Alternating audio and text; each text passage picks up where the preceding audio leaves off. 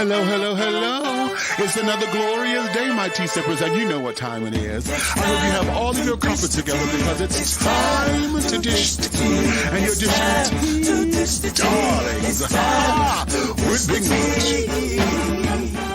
Can't wait. It's time to dish tea with Big Mix. It's time to dish tea with Big Mix. It's time to dish tea with Big Mix. It's time to dish tea with Big Mix. Darling.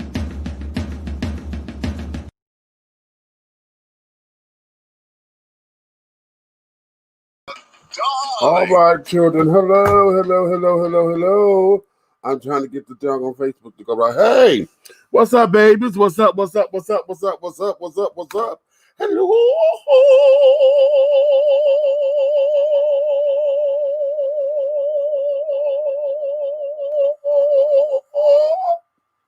Yes. What's going on? Cheers to you, darlings. This is the dark chocolate. Almond milk, honey, that I was telling y'all about the other day. And I just had a little faux pas. But my space here is limited. I'm sitting up in a different chair because I got tired of fucking with my damn knees and shit, right? So I'm sitting up in a higher chair and all of that, and then trying to sit down in the chair, I end up spilling some milk on my little keyboard here. So I had to clean it up. God just humbles me, honey, yeah. Okay, you see the cup? Lips. Okay, we went to that restaurant a couple weeks ago. My eldest child, honey, in gay life, y'all know I have all these gay children. And my very first gay child, honey, his birthday was on the 12th, so he was in town from Detroit. And so he wanted to go here for his birthday, so he had managed to get reservations. And we went there, honey, had a fantastic time. So I'm going to encourage all of you. There's Lips restaurants across the country. So I'm going to encourage you to go ahead on.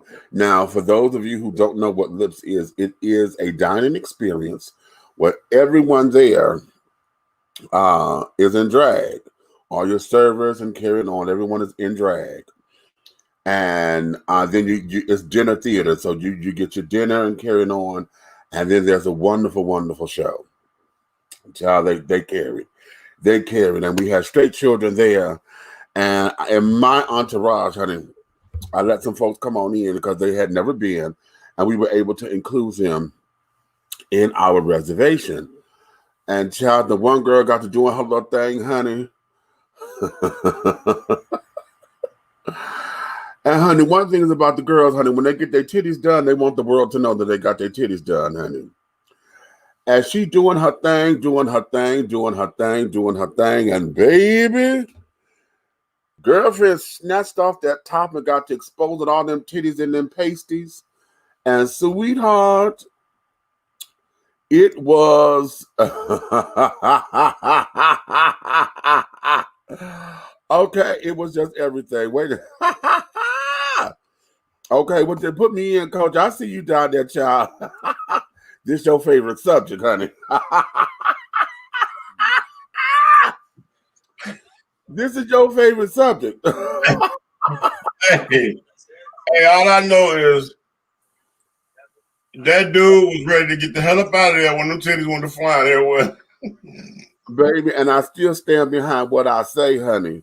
As a straight man, and girlfriend had her titties were done very beautifully, honey.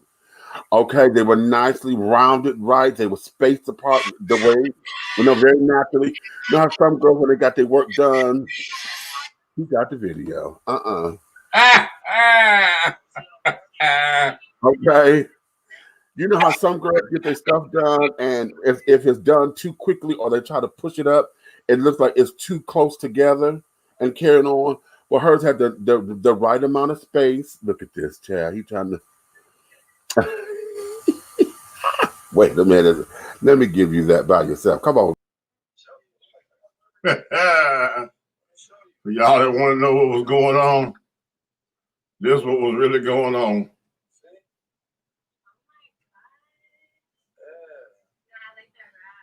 There they go.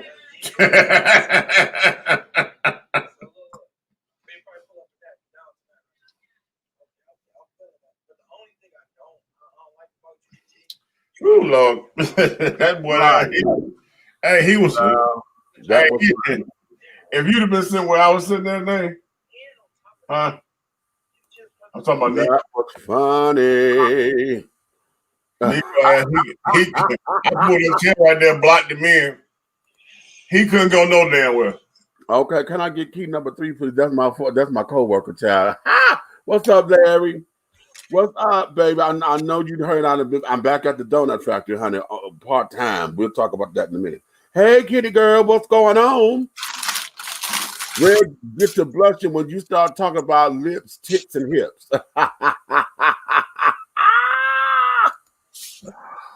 I'll probably beat her ass. Click that share button.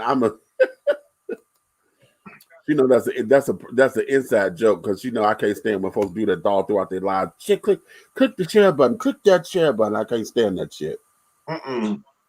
Yeah, but anywho, nonetheless, today is Media Monday. Yeah, we're going to get into some kind of serious talk a little bit today, children. Okay. One of the things that I'm hoping is going to be possible. Our very own Eric Buckner is hoping to come in with us this evening. All right. So if he's able to come in, we're going to let him come on up in here. We do know that his show, he's going to go live and start doing his own show live. Get on! And come on up in here, baby. Cut your chops, baby. Let's do a test run on how you're going to do your live. So he's going to be joining us hopefully real soon. Okay. I miss you too, darling. We got a lot to catch up on, sugar. Okay. But let's get started with what's going on. And I think I want to go here first. Let me get some of the buffoonery out the way before we get really into the heaviness. Now we are going to talk about this tax thing, honey. Y'all know that's the latest thing, and we all have been waiting to see the current administration's tax records and carrying on, and this, that, and the other. And the New York Times have reported, after looking at over 20 years worth of his stuff, that this man has only paid $750 in taxes for maybe 2 or 3 years. Okay. $750. He's only paid $750 in taxes in 20 years. Your president. No, well, he did it once, and I think they said in 2016 he did it once in 2017. Not sure about 2018, but those 2 years is what he paid. He paid $750, and I'm trying to get if that's total or if that was per year. Anyway, if it was $750 or $1,500, that ain't no motherfucking money. You got some people that pay that in a year. No, pay that within a couple of months. Right. Okay. And it's unnerving because So let me press pause because I'm gonna get into that. Okay, Larry, what you say? Vote his ass out. He paid nothing in 2018. Okay, nothing. Okay, vote his ass out. Got my mail in today. Yes. Okay. That was per year, so it's $750 per year for 2016 and 2017. Right. That means he got a loophole, like he said.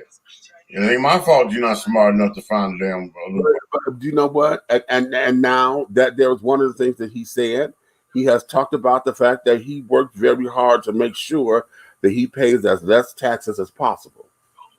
Right. Okay. Now, having said all that, do I fault him? I don't really fault him. I fault the system because the way the tax system is set up, you got all these fucking loopholes and things. Because they were too busy trying to protect the rich. If you try to collect cheese, then you're gonna have to collect some cold cut hard slices. You can't do cheesecloth. It's a million holes in it. You can't. Something's gonna get through the system. That's 2 car note payments for the average person. Exactly. Right. Right. Exactly. And this is why I need you guys to get very, very vocal with me, because I'm hoping. I can't guarantee it because right now I'm very passive and I'm calm. Okay. And this is scaring me because I know a bitch in here is trying to erupt because she's trying to put it together. Okay. Blow. Okay. Scamming in the largest way, set up for the rich, not us. Thank you, Marla. Thank you for coming in. That's a new name we got in the comments.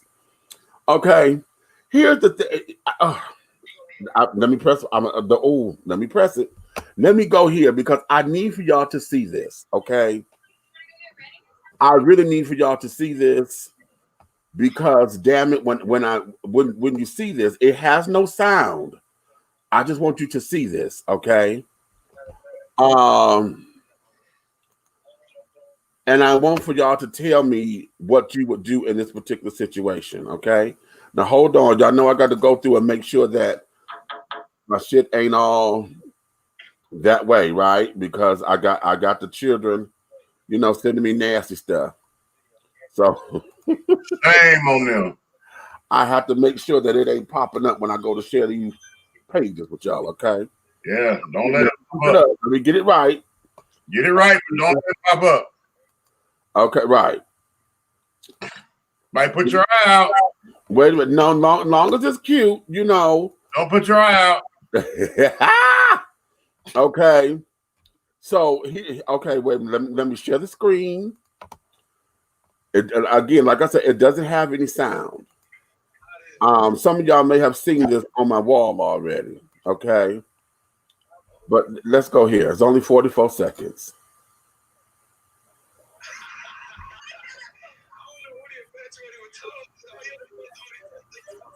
Oh, I know who that is. Her name is Get Me Pregnant Penny.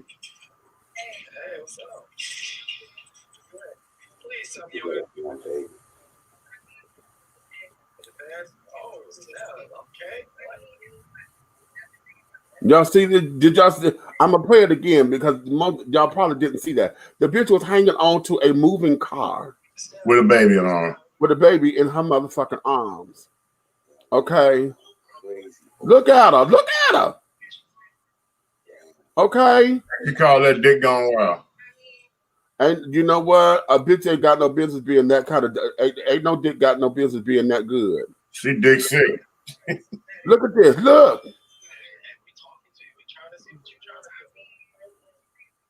Look at it. And then he picked that bitch up. She was like, and she holding on for dear life onto that goddamn car. Okay. Now, the question I have is, and look at, she's still grabbing onto it. See, right here, she would have got, if that were me, thank God that it wasn't, because if that was me, I know I would have at least knocked the shit out of her. She'd have got the shit slapped out of her at least one good time. On the opposite side that she holding the baby. Look at her. Then she go over to her motherfucking car. Ain't that a bitch? Okay, now look here. Okay, here it is, because I think, see, yeah. Yeah. Okay. Yeah. Listen. Okay.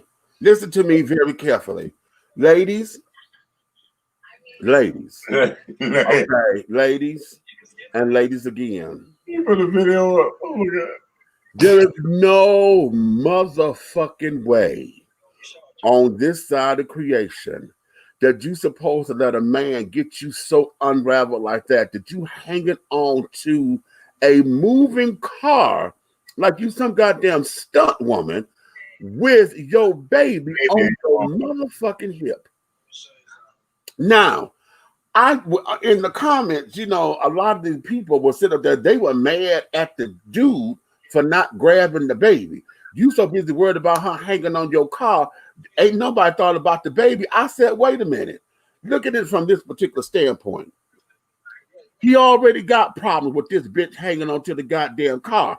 If he had grabbed for that baby, and as crafty as the bitch is, she probably would have said he was trying to kidnap the baby. which would have been a bigger problem than what it is. Because it's already bad enough that this bitch is hanging on the car with the baby. Now, had he whooped her ass like she needed, and yeah, I said it, whoop her motherfucking ass just like she needed, because that's what she was asking for, he would have been wrong because he'd have slapped the shit out of her with the baby. Okay, why he gonna do that in front of that baby? Why in the hell is she doing that with the baby? If you try to sit down and get on him, why did you take the baby there? Why are you hanging on the motherfucking car, bitch? Why? Why? So he was in a nowhere. Whatever he would have done, it would have been where it would have been his fault. Yeah, ladies, this is the shit that I'm talking about. See, you put me into these motherfucking situations where you know that's an ass whooping. You know motherfucking well your bitch ass should have been stomped because you provoked it. All of that shit there, you provoked that shit. And then had he done it, then everybody would have been, oh, that don't make no sense. Oh my God. Oh, that's a punk bitch right there. There ain't no man supposed to hit no woman. That's a lie. That is a bald-faced lie. And I don't give a fuck who disagree with me. That's a bald-faced lie. Now, it's just an excuse for bad behavior. No man supposed to hit no woman is an excuse for bad behavior. Listen, I'm gonna tell y'all like I know. Give them a fuck shit pass. Right. You know what I'm saying? Because if they know they can get their ass whooped, then half of the shit they motherfucking do, they wouldn't do. Number one, number two, and number three. Number four, the thing is, a lot of the times you fuck around with me who you know will whoop your ass. Right. You like that kind of those are the ones that y'all sit down there and kowtow to. Those are the ones that we got all this women's empowerment for. Right. Okay. Those are the ones, but those are the ones that you fucking choose, bitch. You choose that shit. You the one to go after that kind of shit. It's a catch-22. It's a fucking catch-22 because I'm not gonna let my boys off the hook because I'm not. But right now I'm not on them right now because see right now this dude here was in the right. He was all the way in the right because of what this. Now y'all can sit down there and say, "Well, we don't know the whole story. We ain't seen the clip. We saw enough of a goddamn clip." No matter what the fuck happened. No matter what the fuck was going on. He didn't punch her ass. Like a motherfucker, like the average motherfucker would have got out the car and stuck her in her mouth. Right. Okay. Okay. He didn't do that. He didn't do none of the above. All it was her ass acting like a monkey.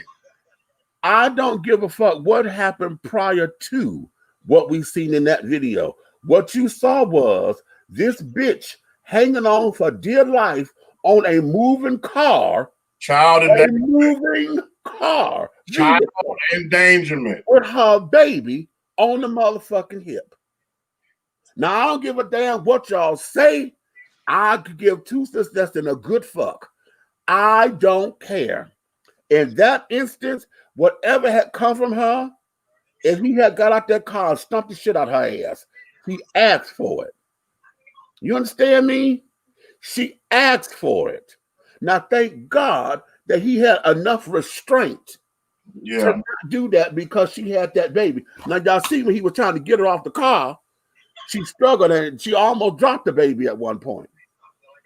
Okay? Or it appeared that struggle, that wasn't a good look with that baby up there like that. And he had enough restraint not to do that. Okay?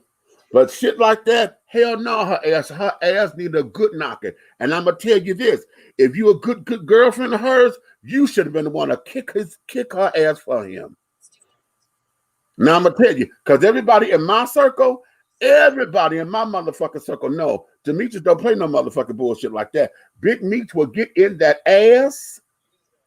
Big Meats will get. Now I may not do it in public because bitch, that's. But bitch, when we get home, oh, you know you got an ass whooping coming from me. Ask anybody who knows me. Go ask them. Becca, where you at, bitch? I need you up in here, girl.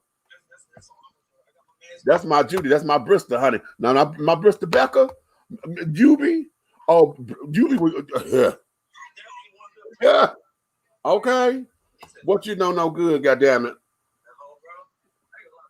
Look who we got. We got Eric up here. Come on up in here, baby. Easy, what's up? What up, fellas? Oh, What's up? get off my motherfucking lawn. Get off my lawn. B is in the building. Detroit in the house. Come on, Detroit. What's up, man? What's up, man? My brother, what's going on? What's going on, Meech? Hey, baby, it's all moving and grooving. I'm glad that you were able to come up in here. My spirit just gave me that for you today. I said, oh, let me sit down. Thank you for the invite. I so much appreciate it. Thank you to all my friends. Hey, girls.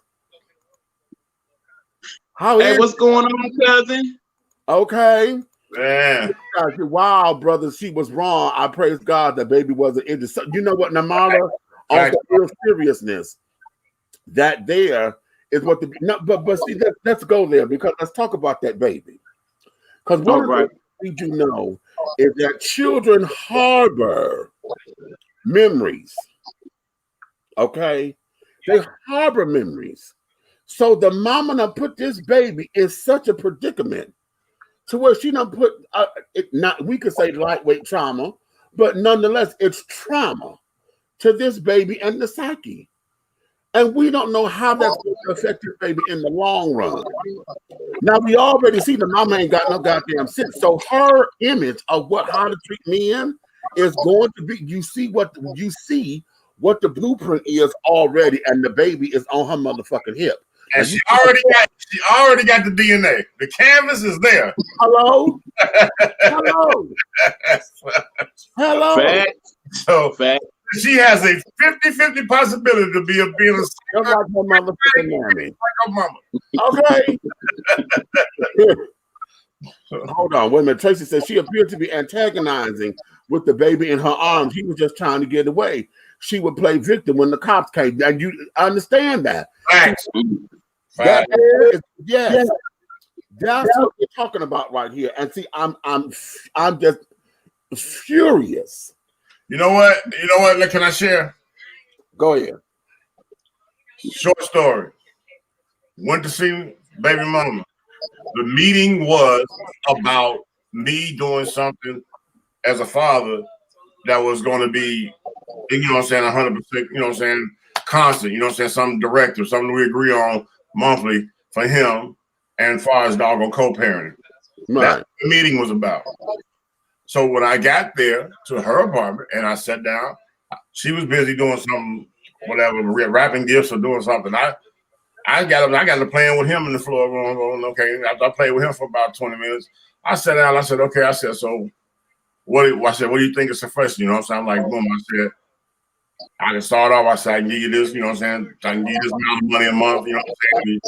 You know what I'm saying? Every other weekend, I got him. You know what I'm saying? We pick him up, drop him off, meet, however you want to do it. You know what I'm saying? I was capable of making it simple. Right. So after I do all that, and I said, but on major holidays, I'm going with me. You know what I'm saying? In case I go out of town, I can take him with me because we need to meet the rest of the family. You know what I'm saying? The whole lot. You know, so I'm going through that like that. While I'm talking and stuff, I ain't said a negative word out of my mouth. And all of a sudden, she just screams out her mouth, well, what about me?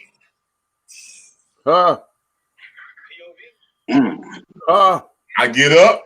I said, okay, everything I said, if you need to add something to it, you can give me a call or send me a text. I'm out. You know what I'm saying? So when I get ready to go out the door, she said, that's what I'm talking about. I'm so sick about it. She started throwing every damn thing that wasn't nailed down in her apartment at me. I'm trying to run to the door. I don't know how to unlock her damn door. I get hit in the back of the head with a fucking whole Pepsi can that ain't been open. Wow. I get cut on the damn arm from a goddamn candle shit that mother hit the wall and the candle glass broke, cut me. Finally, I get out the dog on the door. When I get out the door, she's in the hall yelling like a motherfucker at me. I'm like, okay, whatever. I get on and get the hell on.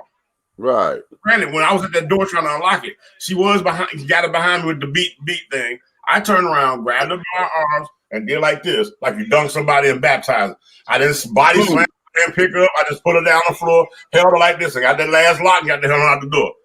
You know what I'm saying? Let me hold you right here so you get the hell out of here. So I did that. That's when she got out there yelling. By the time she come around, I take off.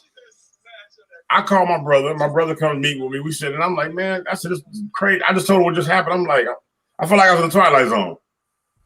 Then when I called her mom, I'm like, yo, I said, I may have to deal with you only when it comes to my child because she's not being rational, this and that, and this and that. Her mom said, well, hold on. Cut me off and said, she already called me and said you jumped on her and she called the police and not being rational, this and that, and this. Child. I said, what? She said, yeah, you jumped on her and she called the police already and the authorities are over there. They're taking pictures of what? They said, well, she told the police that you tore her apartment up. I said, what? Right. Okay. Right. Okay. Wait a minute. At that point, nobody asked me shit, nothing, and the whole 9 yards. And this girl was a half breed. I'm a big guy. If I had put my hands on her, you would damn know it. You know what I'm saying? Right. Right. But all they did was take that right there and did the whole report. And she told them that we were cussing and back and forth. And so Gwinnett County, because they want to stack charges down here in Gwinnett County, they said, oh, well, he was cussing at you? How many children in the house? Mine plus 2 other. 3 counts of doggone child endangerment because I called her a bitch or something, whatever. Mm-hmm. And they were They were in the house. You don't know if they sleep, whatever. But the fact that they were there, oh, black man, you got 3 counts of child endangerment because you was having an argument and cussing at her in front of the kids. Okay. So then you got some home reckless something like I go in like a home invasion, like I told my house. And then they hit me with a simple battery, and I'm like, I never touched it. So with that, they put a warrant out like I was some crazy motherfucker. How you looking for me for something? If you'd have ran my name, you'd have been like, this guy ain't got a fucking mark on his record. Like, what the fuck is like? All of a sudden, he decided to wake up one day and be Ike Turner. What the fuck? Really? Come on, bro. Okay. Wow. I fought that case 3.5 years. 3.5 years of my time of continuance after continuance for it to get dismissed. Right. And guess what? Here we go with the black man stuff. Because he couldn't prove nothing and because she couldn't prove nothing, and the judge was like, I just don't get this whole case and I'm ready to get it off my books. He said, I know. He said, everything is dismissed. All charges are dropped against you. He said, but I feel like I just have to give you something to make me feel better. So he gave me 8 hours community service for not being in trouble. Well, he felt like y'all wasted his time, but ain't that a bitch? Hold on, Marla done said something up in here that's real cute. It's truly sad, but when mothers don't make the right decision for their children, she's obviously young and immature and shouldn't have the baby in the first place. Now we don't know if man daddy is the daddy or not, but most women with common sense ain't chasing a man like this. If you're trying to get him, it's about the baby. Get the court involved. Well, okay. Then she says, lying women make it hard for those who are really having a hard time. That's why you need to know who you're laying time with. Better pray before you lay. Oh, now that part. Okay, y'all want to go there? Tell them, cuz. Pray before you lay. Do you really want to take it there? Because see, we could go there all day. Because see, I believe that. Hey, I'm gonna have to ride with Cuzzo. Because I done seen some nightmares where you got a good man in your life and the man is ready to raise his kids and be a father and all that mess, and you destroy it over propaganda, over free drinks before 11 at the club. That's what, you know what I'm saying? So, yeah, fellas, just so y'all know, Marla, that is my cousin. When I go live later on in the week, that's who I'm doing my show with. Oh, okay. So she check it in and check it out. Okay. Oh, well, okay. Well, come on then. Tracy said, y'all better not have any kinds of records because it will be used against you after you manufactured an argument, okay? That is facts. Good point. Tracy is absolutely right.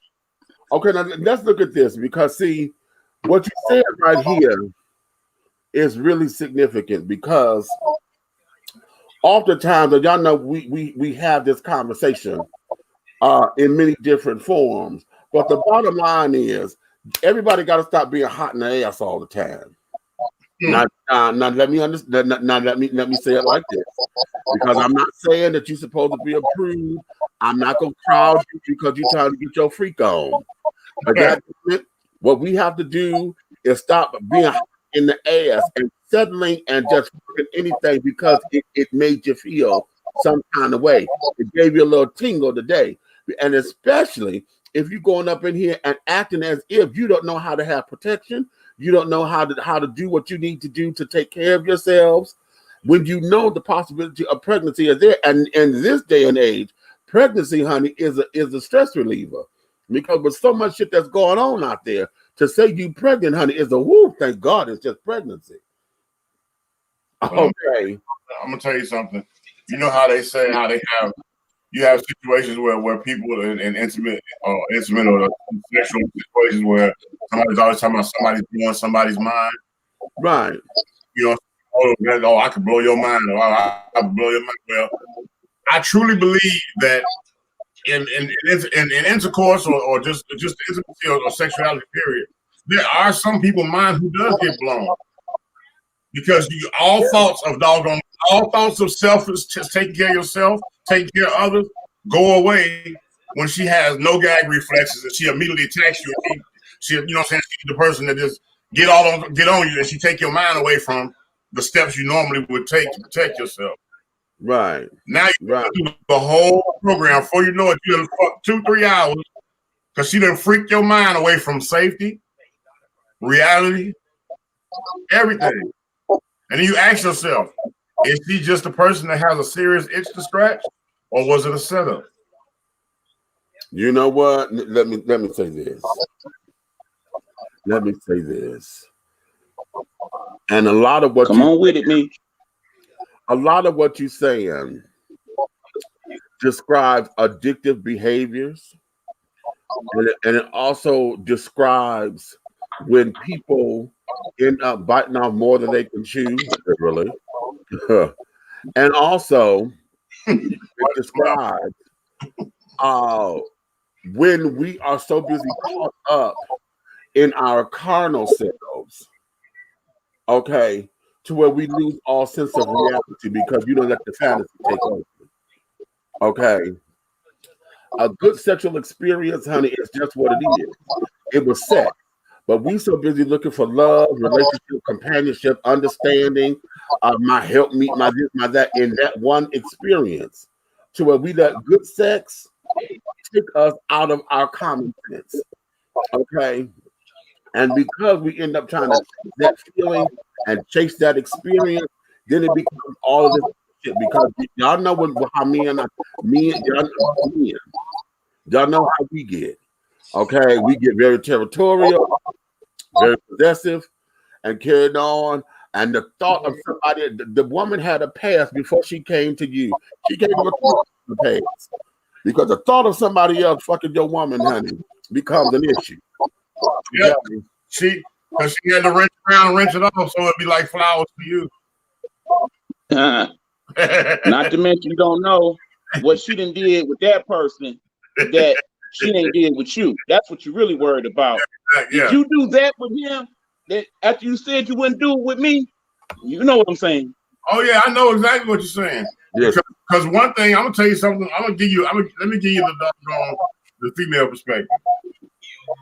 You can be in a long term relationship with a woman, and the minute she decides to do you dirty, everything she wouldn't do in that monogamous situation, this brand new motherfucker, she gonna goddamn suck nuts and blow the ass and everything else in the world that you goddamn doing to this motherfucker.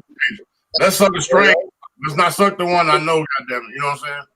That's exactly what the fuck. And I know it. I got female friends, and I hear the stories. I'm like, well, damn, you mistreat the motherfucker that's goddamn taking care of everything. But here come motherfucking new noodle dick come along, goddamn it. Not new noodle dick. Shut up. And you hit his ass like a pack of Raymond's, like it's the last meal.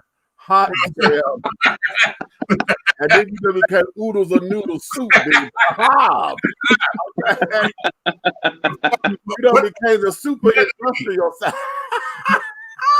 Don't you think that's an around process when it comes to sexuality? You would think the motherfucker you see that you know is taking care of their business personally, your significant other. you'll be more comfortable, goddamn, taking it all the way up through the world. But now this other motherfucker, You would think so. What you're trying to do over here is you're trying to start a new bank account. How about that? Because a lot of females in relationships will blow your motherfucking world off, and as soon as they feel like, okay, I'm in there, all of a sudden your goddamn sex that you motherfucking went to the amusement park on, it becomes playground sex. How about that? Some females emotionally abuse men. Yeah, they do. Yep, Tracy, that part. Say that shit. That part right there. They do it all the time. See, that's the part that we have to understand. They do that all the time. Okay, but it's on both ends. It's on both parts now. Yeah, everybody's at fault. It's on both parts. It's on both parts. Because I don't watch some men dogs and females out there that I just wanted to motherfucking whoop their ass myself. Exactly. When a man goes to meet a woman or vice versa, be prepared before you go out there. You know what I tell it to my female friends all the time, girl. If you know it's a possibility of it going down, you have the condoms in your purse, honey. Don't be relying on him. Okay, absolutely. On him. Yeah, guys. What did I tell you? Meech, what did I tell you? What? Which one? Right. Fuck the morning after. We need a men's pill. That's the motherfucking hour before. Hello. There you go. So that way you can be like the Boy Scouts. Be prepared. Be prepared. Now you preparation in all facets of life. I like that, Marla. I like that. Now hold on, because she said she disagreed with something. Hold on. She said, "Oh my goodness, I disagree. I think once a person has been hurt, this becomes a problem. Trust has been broken on most parts." And I think we're saying that. Yeah, exactly. A lot of times we are saying that because that's where a lot of addictive behaviors, a lot of promiscuity and carrying on, because everybody starts to go out looking to fill the void, and then you throw caution to the wind because you don't want to sit down there and experience that kind of hurt anymore. Then it becomes trying to mask the hurt and cover the hurt, and you don't deal with it. So what happens? It's just like what you do with dirt. When you dig in a grave, the dirt just packs. Okay, it packs, and then what happens? Everything just gets buried. Yeah. Okay, but let the flood come through, because the flood comes through, honey, and everything coming up to the top. Okay, but you got what people got to remember is this: in the end, when you love somebody, you always gonna love them for real. Love ain't something you just erase like a chalkboard and it's gone. You always gonna have a little bit of love. You may not be in love with them anymore, but you still love them. But the thing is, when you lose that person's respect, when you lose their respect, it's a wrap. Done. That's it. You know what? I'm gonna say this, and then we're gonna take a break so I can go to the next little point. One of the things that I've learned about being in love with people, and I've come and y'all may disagree with this, but hear me out. One of the things I've learned is that the only difference between somebody loving somebody and somebody being in love with somebody is that those you are in love with are the people you want to give your body to. Those are the people you want to fuck. Mm-hmm. Okay, because we all know love comes, and there's different degrees of love. There's eros, there's agape, there's philia, there's xenia. Eros is that's that passion for and that sexual love and all of that to give me the butterflies and the cookies and oh my god. Okay, now, the difference between that and what you feel for your best friend. And y'all aces are carrying on, you gotta die and carrying on. It's the same exact shit, except that what you have with your best friend and those who are in your circle is the fact that what y'all have has superseded everything physical. Because if y'all were to go there in the physical, it doesn't click. In love and being in relationship with somebody that you want to give yourself to, that there is how you keep it together, because the coming together like that solidifies it. Okay, because you're open to that. And once that's dead, then it becomes okay, I don't want to fuck with you no more. Literally. Okay. And then this is how when love changes, love never dies, it only changes. Because I don't have ego style love for you no more. I may have agape love and it will still be unconditional, but most of the time it's not that. It's probably Xenia style love, which is what I like to call common courtesy. I love you simply because God wants to here, and I'm just going to respect you as another human being. Okay. Love never dies, it changes. How about that? Now let me take a commercial break. Wait a minute, let me get her thing here because she gave us something. She said, and young people need not to be in a relationship. Some people are just too young. They don't know the difference and don't know themselves. That's why we have so many unwanted pregnancies. There's a little bit more than that, Marla. Hold on. You know what? Hold on. I'm gonna tell you something about, because this really, a lot of the damage starts in the young, what they think they in a relationship. A lot of that damage that goes on males and females. And I'm gonna tell you something. This is for women and men of all life relationships. If you want to see the warning signs and you communicate to get to know somebody, and they tell you about their past relationship, they'll tell you the stories. It's up to you to listen. Right. If you listen to somebody that has luggage, you will recognize the behavior of their ex, because whatever their ex did to them, they're going to do to the next person. They're going to turn it. The shit they wouldn't tolerate, they're going to become that person. And then what's that old saying? When people tell you who they are, believe them. Right. Hello. Yeah, they're going to those first conversations. That's what you're getting. You're getting this preview to who I really am. Now, I'm telling you, I noticed this. If a woman has been verbally abused in a relationship and she can't be there no more, and she chill out and she get into the next relationship, the man becomes all kind of punk motherfuckers when they have. Oh, darling. Yep. And she don't realize that her anger is really a doggone the masquerade or the masking of the man that hurt her. Exactly. And the same thing with another man. If a woman dogs you out and you get out of that and you go on about your business, the next woman you get with, you're gonna fuck her cousin or her friend. Hey. Because that's your safety net. Because guess what? You're trying to protect your heart. Exactly. Then you're going to do unto the dude before the dude do it to you. Right.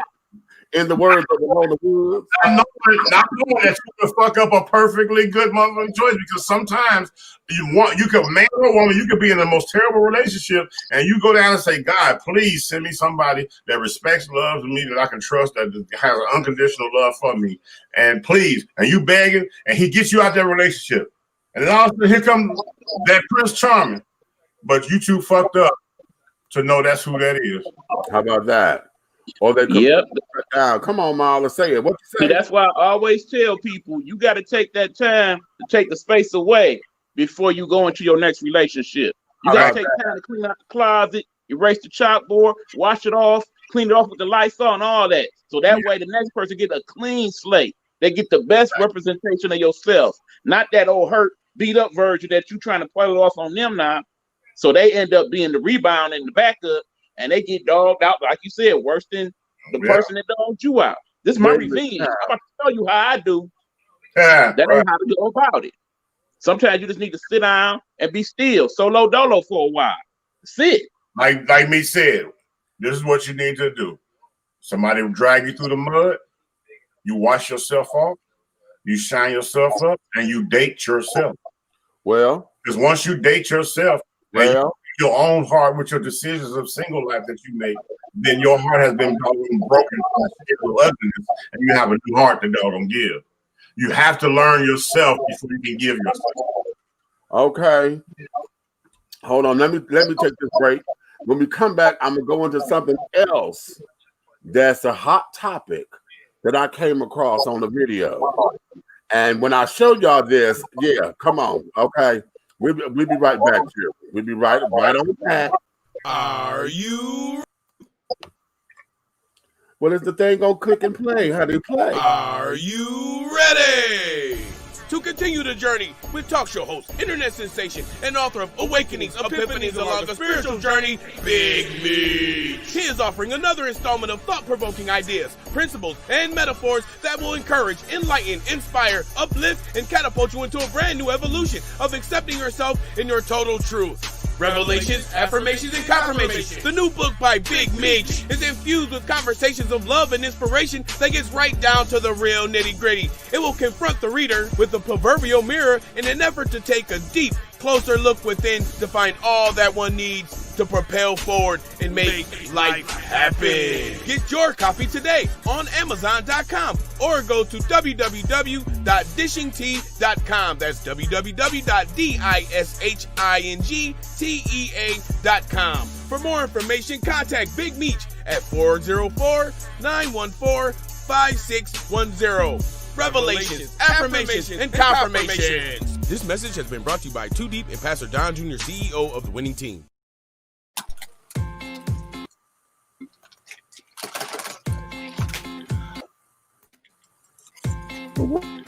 Attention all business owners. Use your advertising dollars here. Looking to reach a more diverse audience for your products and your services? Well, this is the platform for you. Dishing Tea Entertainment welcomes all businesses who wish to expand their brands and looking for clientele that's more than grown and sexy, but also the seasoned and sophisticated. For more information on how this spot can be yours, contact Big Meech at 404-914-5610 or go to our website at www.dishingtea.com.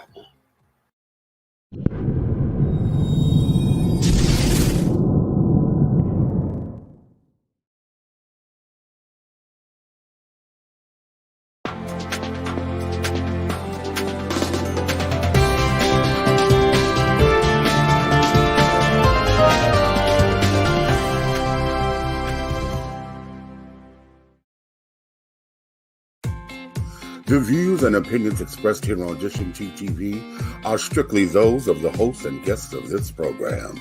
They do not reflect the views and opinions or governing actions of any of the sponsors or affiliates of Dishing Tea Entertainment, Artist First Entertainment, Big Guy ENT, Atlanta Hot Radio, Black GDP TV, or Diversity TV.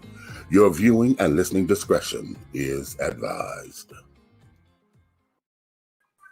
And we are back, my darlings. Now, let's go over here onto the next thing I want to get into before we get into the political stuff. And that the way I'm going to put this into the part of the political aspect of it. Thanks, Marla. She said she loves the commercial break. I like it. Okay, well, we glad that you do, honey. Hey, somebody has another outside mic or something. Or either the speakers are facing each other. Some microphone speaker too close or something. Okay, wait a minute. Okay, everybody. Okay, Eric, it might be if you listen on another. Turn the sound down because we might be getting your feedback. Okay, no, I'm just on the stream right now. Hold on, That's you mute. You muted that.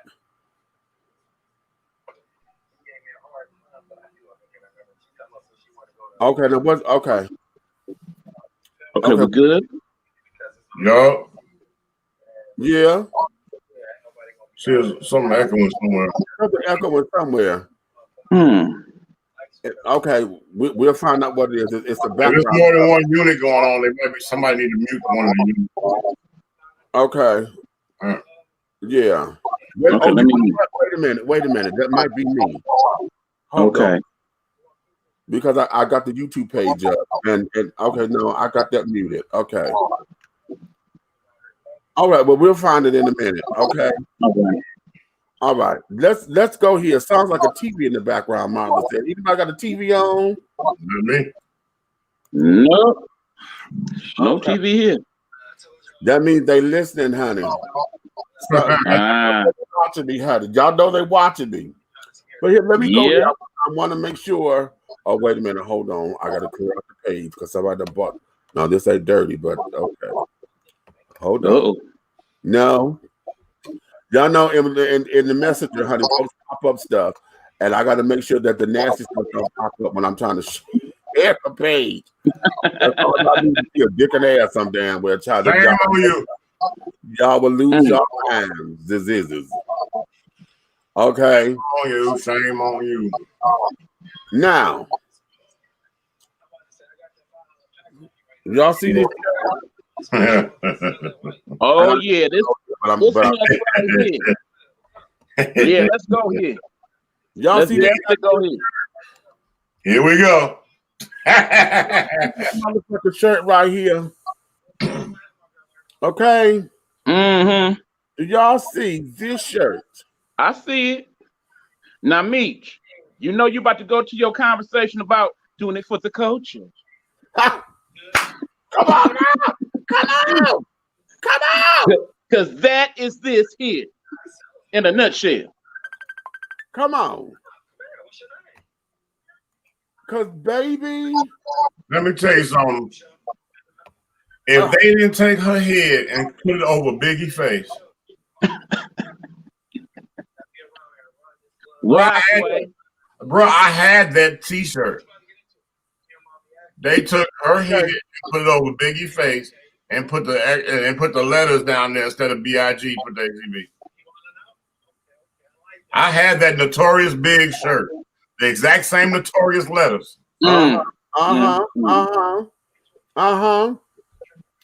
Here is where I am with this. Baby. Number one,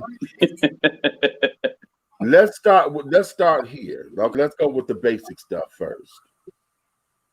The basic stuff is, and I'm gonna say this like this, and if y'all can feel a little disrespected or feel as though I'm disrespecting her, but right now I don't know how to disrespect her. But I'm gonna say the people that put this together, they put this bitch's face on the shirt, and now they come in completely disrespecting Justice Ginsburg.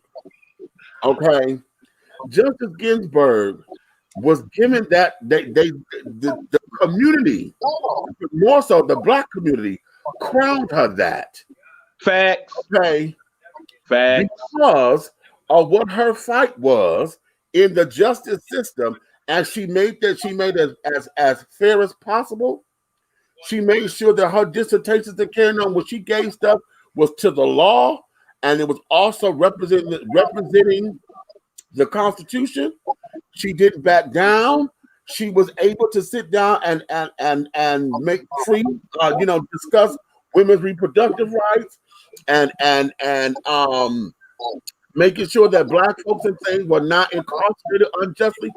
She did that, and she was given that in an honor to Notorious B.I.G. Right. It was hard. She wasn't ruthless. She was just about her business, and she wasn't taking no shit. Exactly. Okay? She wasn't taking no shit. These motherfuckers put the face up here. Bitch, what have you done to even be granted that title? You just got a fucking nomination. We don't even know if you're gonna get past it. What have you done? I can answer that. What? You about to go there? What she was? She was born white. Ding, ding, ding, ding. Okay. So, what has she done besides that? Well, keep in mind, people, we're supposed to give her a pass because she has 7 children, right? But 2 of them are Haitian-born children of color. So because of that, we're supposed to be okay with her. She's approved by our people because of that, supposedly. Wait a minute, this T, what you know? Come on, research department, give it to her. Yeah, research department. When we go to the research department, Meech, here's my research department right here. That's it. Okay. So I'm on with you, and I'm researching on here. How about that? That's how we get that done. This is what this is. Okay, Mama But said, no, long story short is she's supposed to be the ideal person because A, she has a mixed blended family. 2, she's the first judge to have actually be a person old enough to have school age kids so that she'll be able to represent their opinions as well. But also the main thing is that because she has ties with her religious beliefs, that's why they want her on that side, because they feel she'll look at a person who is of the Catholic faith to do what Catholic people would do in certain instances, in particular with the voting for the rights to have abortions and for the Obamacare and what have you. Right. They're hoping that her religious views pretty much they think that. okay, so they think that she's all for a Catholic priest fondling a child and then you transfer him to another church. Okay. I just was making sure. Okay. Come on now. Wait a minute. I'm finna go ahead and put this picture up here. This is who she is, Marla. Okay. Amy Coney Bear. Remember that name, cuz we're gonna talk about her Wednesday too. This is who she is. This is the woman that they made that shirt for. Now, mind you, that shirt is made as a limited edition as a fundraiser for the Republican Party. See, so if you go to the website, Ain't that about nothing? they give options. At the minimum donation is $25. Okay, but it's a limited edition shirt to fund the Republican Party. But they calling her, since it was the notorious RBG, now they call her the notorious A.C.B. A big fucking shit. Number one. Now let's go to where it is. How motherfucking dare you? Y'all, let's get trivial. Y'all sit up here and say that in the inner cities of carrying on that black folks have the most abortions, that black folks sitting up there don't want to take care of their kids, and this, that, and other. That's what you're claiming, right? So if you hate the black community that way, how would you and why disrespect one of the black community's greatest icons and put this white woman's face on something that belonged to us and that was ours to begin with? And that's why this is the things where we should do. So we got to be savvy with our doggone protest. We march down on doggone Supreme Court system wearing the original BIG shirt. Right. How about that? And again, how tone dead are you that in the midst of not only the pandemic, but all this racial, social injustice, you use our culture to promote something for your benefit? Say that shit, Eric. When you already in a situation to where black people ain't really trying to mess with you to begin with, because of how you dealing with these protests, how you looking past us and all these people that have died. Mm-hmm. But yet you're gonna use our culture to promote your foolishness? Come on, bro. Right out here. You step right out Where here. you do that at? You step right, and you know what? I'm gonna tell you something. And I'm saying this right now because I done figured out how many people see us, how many people watch us, just from folks stopping me in the street telling me about the show. Okay, right. If you're not Puffy, and you know Puffy, you tell him I charge him with putting a lawsuit against this bitch about this shirt. How about that? How about that? Now, to be fair, I don't believe that she knows about this shirt. See, these are her cronies and those who trying to push this bullshit. But I say the same thing. Take it across the board, because I say take it to the Republican Party, because that's what you say the fundraiser for. Mm-hmm. They're building it for the Republican Party. Hit it up as a copyright infringement. Okay, see, hold on. Let me point this out too. Remember, as a Supreme Court justice, you're not supposed to care about no party. You're not supposed to care Democrat or Republican. You're supposed to represent the people. The people. So how can one party or the other be endorsing you when you're not supposed to be party affiliated? You're supposed to be non-biased and look out for all the people. So how are you to prove that message? I like this guy right here. This guy right here. Okay. You know you my man. You know you my man. Our Trumponians. Wait a minute. I like that. These Trumponians. Tell them, cuz. Get them, cuz. The Trumponians. Come on. I likes that. I'm gonna use that. Shit out there. Trumponians. The Trumponians. Okay. That sounds like something. All right, then. I see you, fam. Okay. Cuz. Hey, Meech, I'm finna design that tonight. The Trumponians. I'm finna get a trumpet and has like 2 or 3 trumpets blowing, and it's gonna be a bunch of bullshit coming out of it. It's gonna say, oh, come on. Now, along with this, see, I feel as though, again, that what we have, why is such a slap in the face? Because, see, we have those who feel as though that, what's his name? Doug Collins, he's running for senator down here in Atlanta. Ruth wasn't even dead for hours. Okay. She wasn't cold yet. Gets up here and go on Twitter and talking about some. Well, now that she's gone, maybe we can that all the unborn pregnancies that were killed through abortion can rest easily, or have a peaceful death. And I'm paraphrasing, but he said some outlandish shit like that. And then when he was questioned about it on the news, he said. Well, I'm just speaking facts. You know, this wasn't about destroying her legacy. I'm just talking facts, and we're hoping that with the next justice elected, that they will come in and just have conservative rights and understand that abortion is something that we didn't care for, and all of that. I said, okay, you know what? See, now it's time to take care of your motherfucking time. Because they ain't got shit to do with nothing. Because I'm gonna tell all you pro-lifers this. I'm gonna say this to you, pro-lifers. And I understand. That's your faith. You believe children with babies. Okay? And how dare you take that child? That child had the right to live in this, that, and the other. That ain't your call. That call is between that baby's mama and God. Now, if you're mad at anybody, you need to be mad at God. Don't you sit there and say that God knows me before I know myself?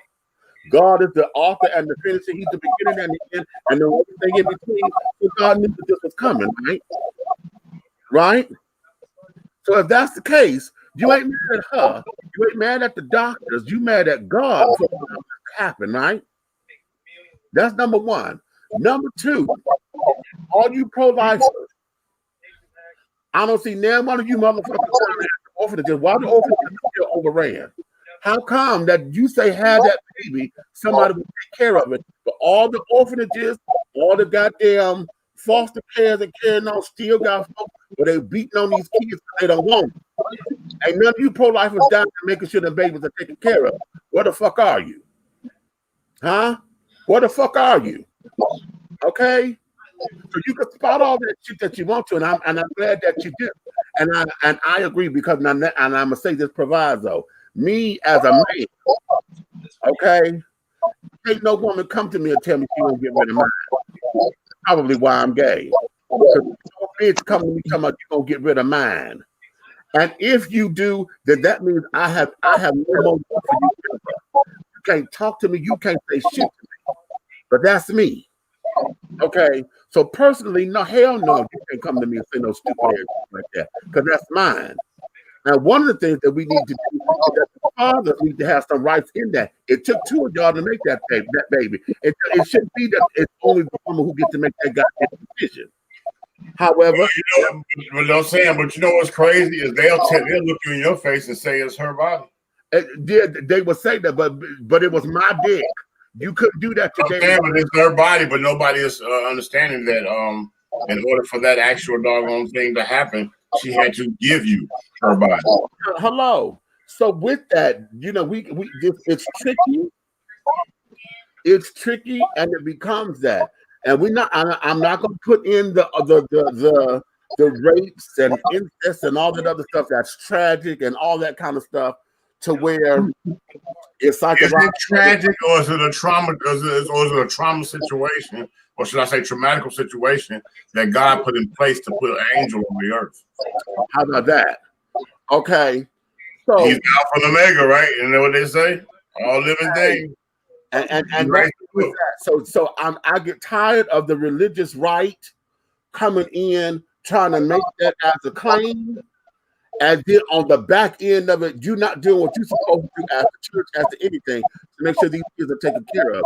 And nobody going down there adopting all these kids, because if that's the case, everybody who says they're pro-life, there should not be any orphans. There should not be all these kids in the foster care system the way that they are now. You're right. So pro-life. You understand? And then if you so pro-life, how come the village lost its power? We let the village lose its power because the village has become the villain. Because there's no way that these disrespectful little asses should be running amok the way that they do. If you pro-life, how come we ain't got this shit together to where we get these kids raised the right way? Huh? But that's my take. That's Big Meats talking. I mean, that's fine. And that's it's true. You got to remember, as soon as the government you took the MAN out the house and put the GOV in there. Oh, all right. Oh, wait a minute. Wait a minute. That's a banner. Hold on. That is a banner. Absolutely. I'm putting it as a banner. And in all facts, everything that was created for the black woman to survive in this country, it excluded the black man. You can have all this doggone money and food stamps. You can have this $4 rent in this nice ass place, but that nigga can't come. Nope. And he can't get them benefits either.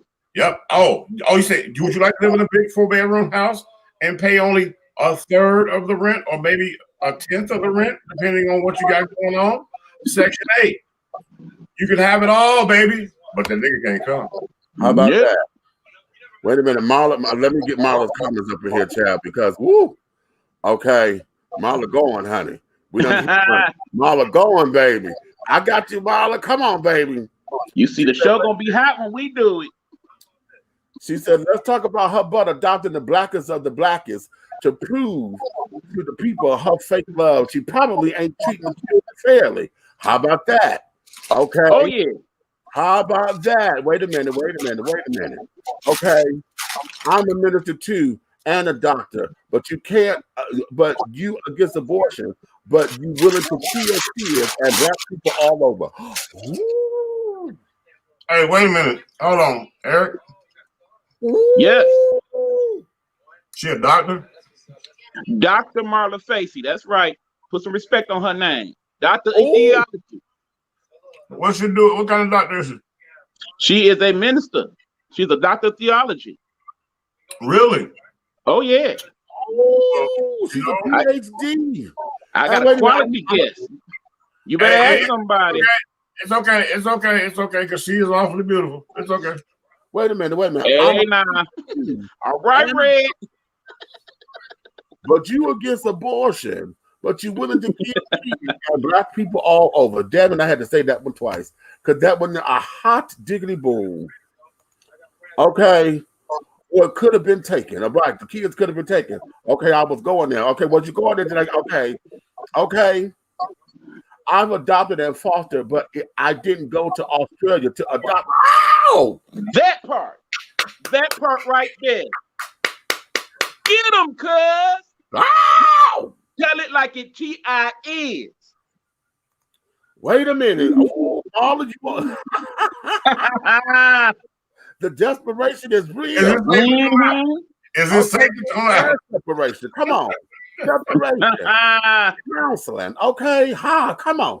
She said, say it. Then say, I don't need no man. I did it all by myself. Okay, right. Okay. It's like I tell people all the time. They get to sing that Mary J. Blige song. I can do that all by myself. Come on now. Come on. I was in that movie. Okay. Okay. Woo. Okay, that's good. That's good. Now, I love that movie. Let me take y'all here. Because damn it, yeah. Okay. Come on, parents. I need my parents to weigh in. Okay? Man. I need my parents to come on up in here and weigh in on me. Okay? Hey.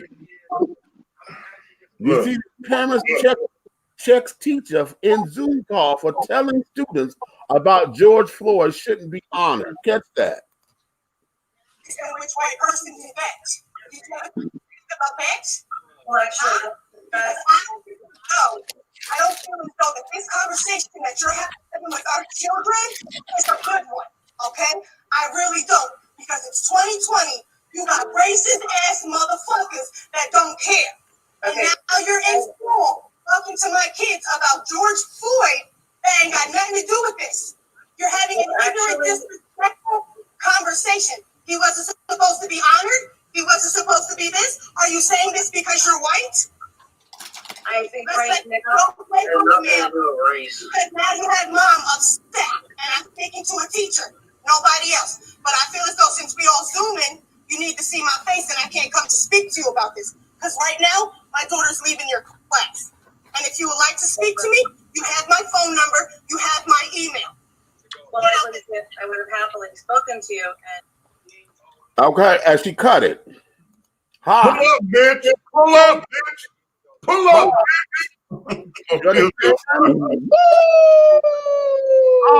Now, for She starters, was hotter than Cayenne, baby. for starters, we're all going to say, yes, I want to know what the teacher said directly.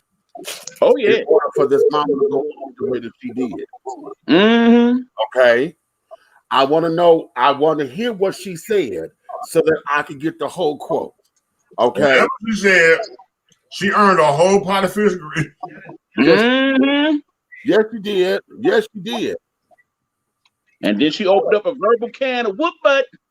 Shout out to all my parents that get involved. How about that? Because that's where I want to go with y'all. Because see now, this everybody saw this as a curse. You know, this online schooling and carrying on. But see, this here shows us why there's a silver lining in the rainbow. Absolutely. Okay. Go there. Go there. Because, darling, now you can monitor what the hell the children are being taught. And then still be at the privacy of your home. And you didn't have to call off work. Okay, to go down here and get some made up story because they know it's gonna take you a minute to get there. Mm-hmm. Okay. She ain't got the principal and everybody banding up, you know, ain't going off in no little room off to the side to try to they already rehearsed the stuff what they gonna say. We ain't got all that, bitch. I heard you say this out your mouth that George Floyd shouldn't be honored. Mm-hmm. Okay. So now, what is it that makes you want to teach this in this classroom? Okay. Where is this on this curriculum? And how is it that you're giving this kind of curriculum and that has not cleared the parents? Okay. How? That there, I believe is beautiful. And I know that's going to go viral because see now, teachers have to become accountable. And we all know them little smart ass teachers. We all know them.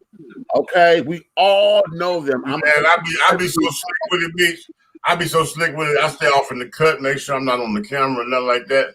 And as soon as they step up to say something out, I say, "Excuse me, exactly what did you mean by that?" They be like, yeah. Right. Surprise! Right. Hello. Now, see, remember back in the day when we were kids, our parents used to come up there to speak up on us. Okay. Mm-hmm. Because we got the letters sent home about how we were bad and we was always talking and all that kind of stuff. And parents would sneak up to check on their child. Well, now we get the parents get to speak up on the teachers. Mm-hmm. Because oftentimes we have had students come home saying, okay, the teacher did this, the teacher did this, the teacher did that, and blah, blah, blah, blah, blah. And then it becomes, well, no, that's a misunderstanding. Well, no, our curriculum here, and no, because the student code of conduct, we can't, because it's so, believe it or not, me, because you know how I am collegially, right? So you already that. But believe it or not, I was the kid that get kicked out of class, even all in high school. I got a friend of my mother's instead of my mom or my dad to come up and get me back into class because I would never go. I would never go. I wouldn't go to my English class, and she used to get mad because I only show up on Friday when the exam is, and all that. Right. I get 95 or 100. Right. 95 or 100, but I just don't come to class all week. And that just pissed the teacher off, like, okay, this is smart. But I just told her, I said, I just don't feel like I need to sit here for you to tell me what I already know. Right. Okay. See, now, hold on. We got to address a couple issues on this one. You know how I feel about education, Meech. Come on now, give it. Now, first of all, you dealing with three things. One, you dealing with the fact that these teachers, you know, the ones that's just there for the check, you know, the babysitters. They ain't trying to teach your child nothing worth talking about. Come on. They gonna do basic ABC, and your kids will sit there in their face on the computer for 30 minutes, and that's it. Cash the check. We got that problem, and we gonna solve some of that with this situation. Thing two, you got those teachers, and they feel like if you could teach them, then you should teach them. So since I'm the teacher and I'm so great, and I went to Purdue, whatever school I went to, what I say is law. So yeah, if I say George Floyd ain't talking about nothing, that's what I'm teaching in my class. Because I'm trying to teach your little dumb child to learn. Okay. That's the second problem. The third problem is that now the checks and balance system is the same that we got out here in the streets now. See? We record y'all. We see what you're doing. You can't hide behind the chalkboards and the school walls no more. We got it live and direct. So bottom line, if you the one teaching our kids wrong, yeah, we gonna check you. But in the end, if you the one and our kids doing wrong, guess what? You know what the next viral video about to be, right? They gonna be on the virtual, blah, blah, blah. What you say to your teacher? Get the strap. Get the strap. Bye. Hey, you know that's gonna go viral like a bug. Here's a problem too, E. Mm-hmm. These girls are going to school. I'm not mad at you for getting educated, but they get all their degrees and they get all their doggone certificates and certifications, and they end up becoming teachers. But at the same time, their body, their swag, the sway, the way they move, everything is still in stripper mode or college girl mode. Oh wow, right. I witnessed this myself. I went to a high school, and I literally, when I first walked in the building, me, you know how I am. Goddamn, you know what I'm saying? 18 to 80, goddamn it. Wow. You know what I'm saying? So it was like, I walked in there and I looked around. I said, oh, hell no, I could never work here. Because them 18, 19-year-olds walking around looking like they 26 with a goddamn, like they were born with a pole. I can't deal with that. I'm not finna deal with that. You're not finna be in my face. None of that. So here's the issue. I go to the school. I'm walking around just about lost as hell. I stopped this one. I thought it was a student. Half top, no doubt. You know what I'm saying? Like belly button out. Spandex, or whatever the fuck they call them pants. Ponytail. I mean, beautiful. I stopped it, but I was just like, I'm talking like, hey, do you know where the such and such room is at? Right? Right. Looked to me like a goddamn fool. You know why? She was a fucking counselor.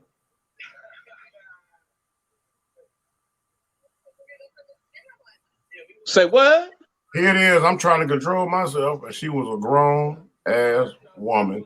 Hey, Amy. 17. Come on tonight, boo. And I'm talking to her like she's a student. Hey, do you know what such and such is? And she going, yeah. She said, I said, I'm looking for such and such. And it was her I was looking for the meeting. Look at the. Yep, Tracy, absolutely right. Shut up. Okay. I had to teach her. I got mine. You got to get yours. You got yours to get. I'm not them the ones that hang out. Them the ones that hang out in the teachers' lounge 5-10 times a day. They get paid to drink coffee and talk. Right. It's just like any job. You got the people that actually do the real work, and you got the people that's just there to collect that check. They just here I am. You can't say I didn't punch in. Yeah, I taught them something. I'm out. See you on payday. And see, we had. I'll tell you something. We all of us. We had the blessing, and even Marla, in the time to have teachers that actually had to have a teaching theory in order to build a curriculum to actually teach you that you learn something. These people right here, they only got whatever the Board of Education tells them to do. They fill in the blanks. So where it goes from a teaching theory where you actually get in there and learn something and you actually extend your learning, you know what I'm saying? Right. They don't do that no more. It's just that, they said we only got to have these 5 criteria, so that's all I'm doing is these 5 criteria. You know what I'm saying? That's crazy. That's crazy. It's like you there, like you said, you cash check, just check. Okay. I can squeeze one more in. I know it's only 30. Let me get 32 in there. Direct deposit. Let me get all that. Right. That part. All right. We good. Because we can go on. Y'all know this educational system is broken. It is completely big time broken. Oh yeah. We know about the pay disparities because, as far as I'm concerned, there's no athlete in this world that should be getting paid more than a goddamn teacher. Say that. Okay. Say that, Meech. There's no actor, because you're on the damn TV screen or on the movie screen, that should be getting paid more than the teacher. Yeah, I say it about judges. Yeah. Okay. There should not be any of that. Okay. When the teachers are the foundation of the learning institution, everything about them, teachers need to be up there with doctors and lawyers. When we say doctors, lawyers, we need to say teachers, because these are the ones to prepare and equip us with the tools needed to get through this life. And we all know that we are forever students. Yeah, here's a common sense capsule. Students. There's a common sense capsule for you. Judge, $150,000. Teacher, $35,000. The judge gets up there, makes $150,000, goes back and visits the teacher making $35,000 because she taught him. Okay, I'm gonna go to commercial. Okay, I'm 54, so I've seen schools in about 9 states. Okay.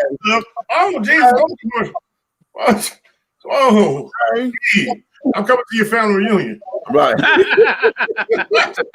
You ain't ready for that, big. You ain't ready, bro.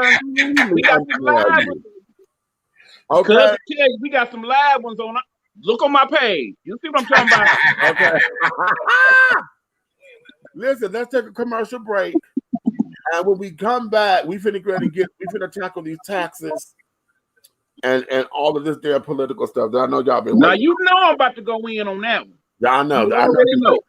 I know you waiting, honey. Yeah, there you. We gonna let you have that one. Come on, okay. We'll be right back, y'all. All right. Be bold, be unique, be the tea with a unique body oil fragrance from the Sensuality Fragrance Collection. The Sensuality Collection embodies a unique array of customized original scents created by Big Meech. Indulge yourself in such fragrances as eye candy, foreplay, anticipation, shower fresh, naked beauty, or pay homage to the motherland and choose an oil from our exclusive Wakanda collection. Over 17 different scents that will tantalize your senses. Order yours today. Log on to www.dishingtea.com for more information. Because remember, it's all about the tea. Sensuality, that is.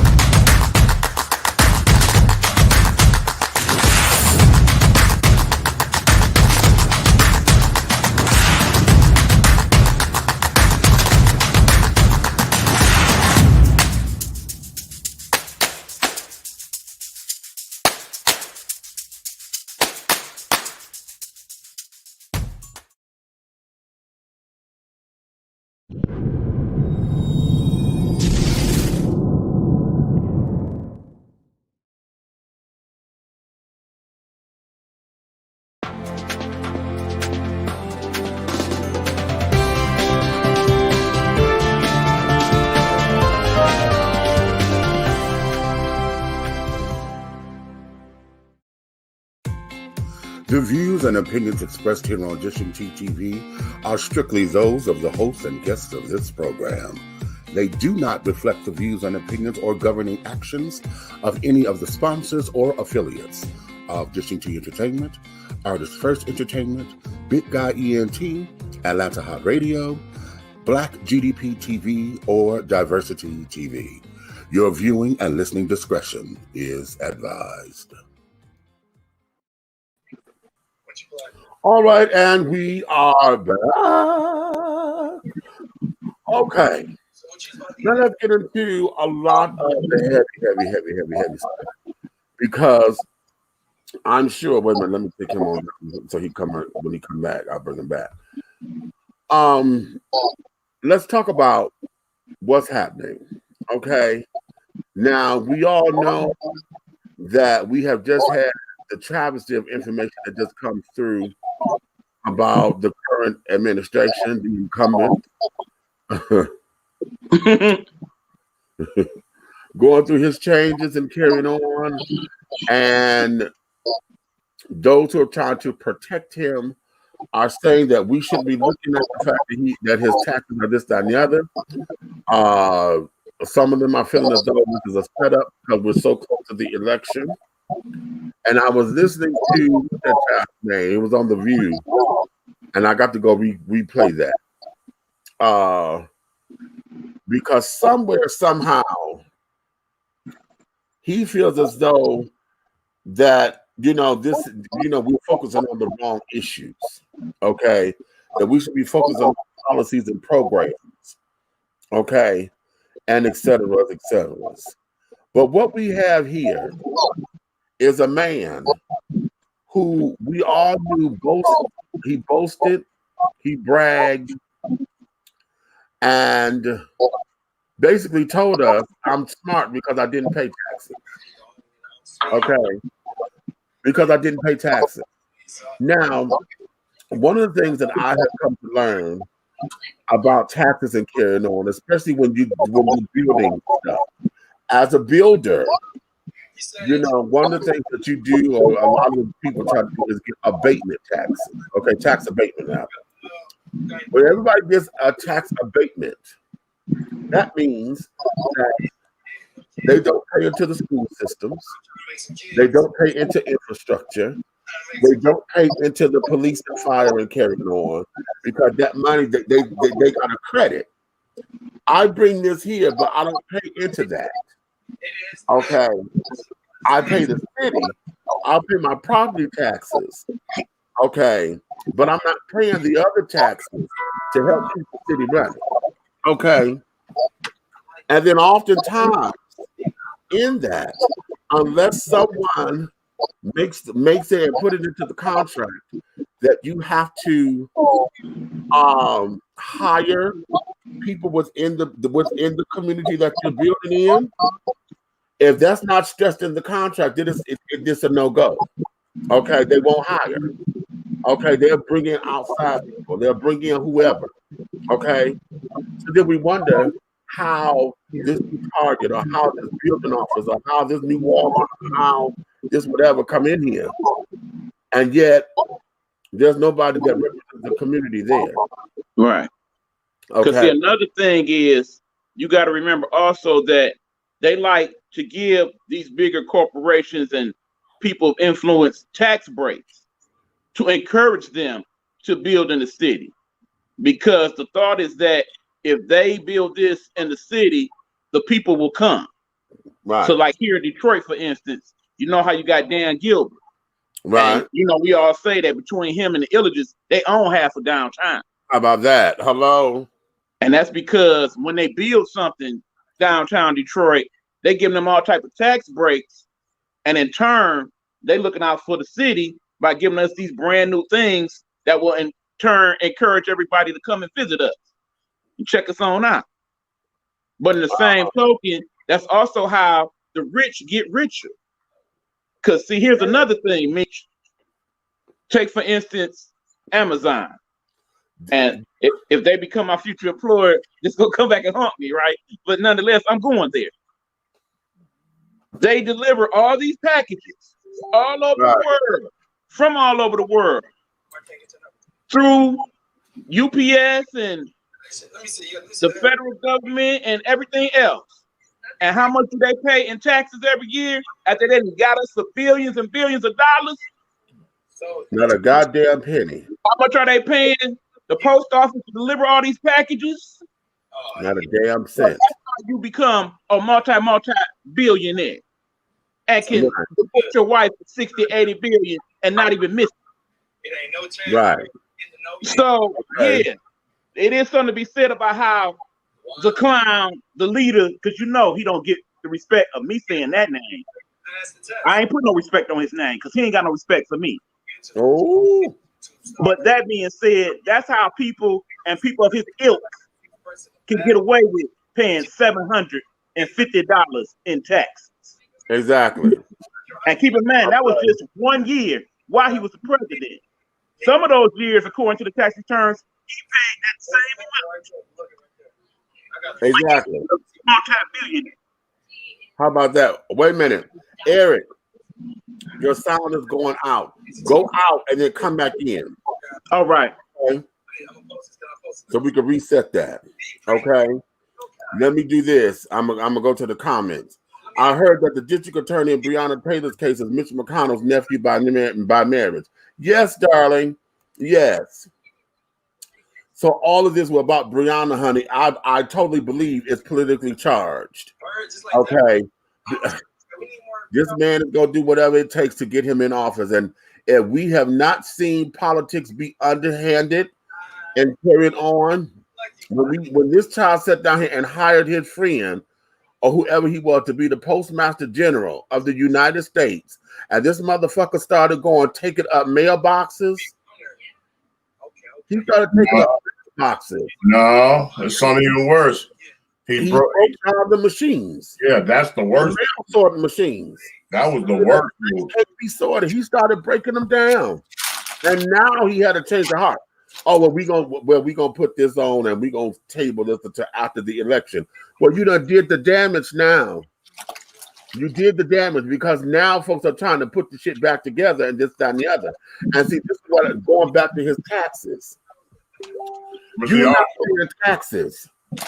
You not helping the post office. Your taxes help go to the post office. The post office is a government entity. You ain't paid shit to do anything with that. And on top of it, listen, whenever we pay taxes and we set aside stuff to go to FEMA, to go into Social Security, to go into the welfare system, to go into Medicare, all of our programs, child, you ain't paid taxes to help fortify the very country that your businesses are running, and then you took you got the business here, but you took the production overseas. Okay, them damn Donald Trump ties and shit, they were real cute. Okay, and I had a couple of them back in the day because I saw one that was cute. I didn't realize he had a tie collection. Okay. At the same time, when you turn the bitch over and it say Donald Trump, it also say made in China. Mm-hmm. I was like, oh, wait a minute, but I thought you were an American company and you were so busy about America to where this, that, and other. Wait a minute. Let me go here. You pay tax. You don't pay taxes, but yet you do not sit up here and pay for the legal system so that the public defenders can get paid. But yet you put out this ad because you wanted the exonerated 5 to go to jail for life. You wanted them to be prosecuted and carried on. But you did nothing to pay taxes to make sure they could be illegally defended and things of that nature. And then, wait a minute. I think the slap in the face to everybody, the slap in the face to everybody was when he sat down here and gave the part to that black woman, thanks to Kim Kardashian and all of them kids, and sat up there and said that she sat up there and spent all that time in jail unjustly, and then gave her an apology. But you still not gave the apology to the exonerated 5 on this bullshit that you did. You called for the death sentence, the death penalty for all 5 of those boys that had nothing to do with that. Right. Nothing. And put out a full page ad to advertise it at that in the New York Times. Exactly. So all of this, you got the audacity to stand up and spit all this kind of element carrying on, and you ain't paid but $750 motherfucking dollars, and that was in 2016 and 2017. Did you hear his speech today? Huh? No. Did you hear his speech today? Okay. No. This is what befuddles me. That's my word today, befuddles. He has, I think it's 7 or 8 different items, like you were saying. The ties are one of them that he had manufactured in China. Yet he uses sweatshops over there to manufacture his stuff that he sells massively in the United States, where he pays no taxes. Yet he talks about China so bad that it's ridiculous, because even today, I was counting at least 8 times that he's talking about the virus and how far they came with these new test exams where they get so many done. Immediately results right there. When you get tested, the results are right there. And every time he spoke on COVID-19, he was the only one that spoke today that instead of saying COVID-19 or coronavirus, the China virus. The China virus. That drives me nuts. But yet this man is not a racist when he has been checked on it on several occasions by people. Why must you call it the China virus? Doesn't that come off as racist? Right. Even if you don't personally think that is the case, don't you think it would be kind of wise not to go there with it? But it's kind of weird because after he spoke and defamed China on the virus, the other 2 people that spoke behind him about the virus and the doggone statistics that's going on with the virus, they called it what it was. They not saying the China virus. This is the idiot that's leading the country. Right. And okay, while we on the subject of that text, and people, as I always encourage you, do your research. Go to your research department, look up that article in the New York Times. They're the ones that blew the whistle on this. And it also talks about how in some of those years, when they do the tax returns, it shows that he owes several millions of dollars to some conglomerate corporation of some sort. But it doesn't say exactly who he owes that money to. Now, riddle me this, people. If they did a deeper dive into that, and let's just say they find out that he owes some of that money to, say, the Russians, wouldn't that make that whole Russian situation a little bit more interesting? Okay. We do know that he just sent Donald Jr. over there to have discussions with them about opening things for his corporation at some point. But do you know this? Okay, he is the one businessman in America that has filed bankruptcy more than anybody. You're only supposed to be able to file bankruptcy twice in your lifetime. Okay. He filed bankruptcy a plethora of times, but this is where I started investigating that because I was just curious how he was getting away with it. Would you just ask that question about the millions of dollars that he owes to other companies? Eric, I hope you're sitting down. Some of the companies that he owes all these millions and millions of dollars to are his own. Right. You get it? You get what he's doing? Mm-hmm. This is why Donald, how many times he filed bankruptcy, he never goes broke. Mm-hmm. Right. And again, let's remember this. One of those times he filed bankruptcy, he owned casino. Exactly. What casino have you ever heard going bankrupt? You'd have been to the casino, even in the middle of the pandemic, that boy slapping with 15%, supposedly, here in Detroit. How about that? How do you go bankrupt doing that? I'm trying to tell you, he was suing himself. So when you're forced, say like you got this company over here called Eric LLC. Okay. And then you have Buckner Unlimited over here, corporation. Then Eric Buck is in the middle. Get it? Right. I get it. This one, you're doing business with this.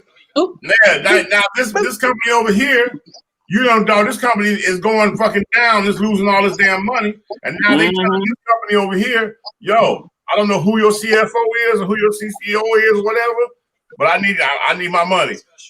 Okay, I can't get it.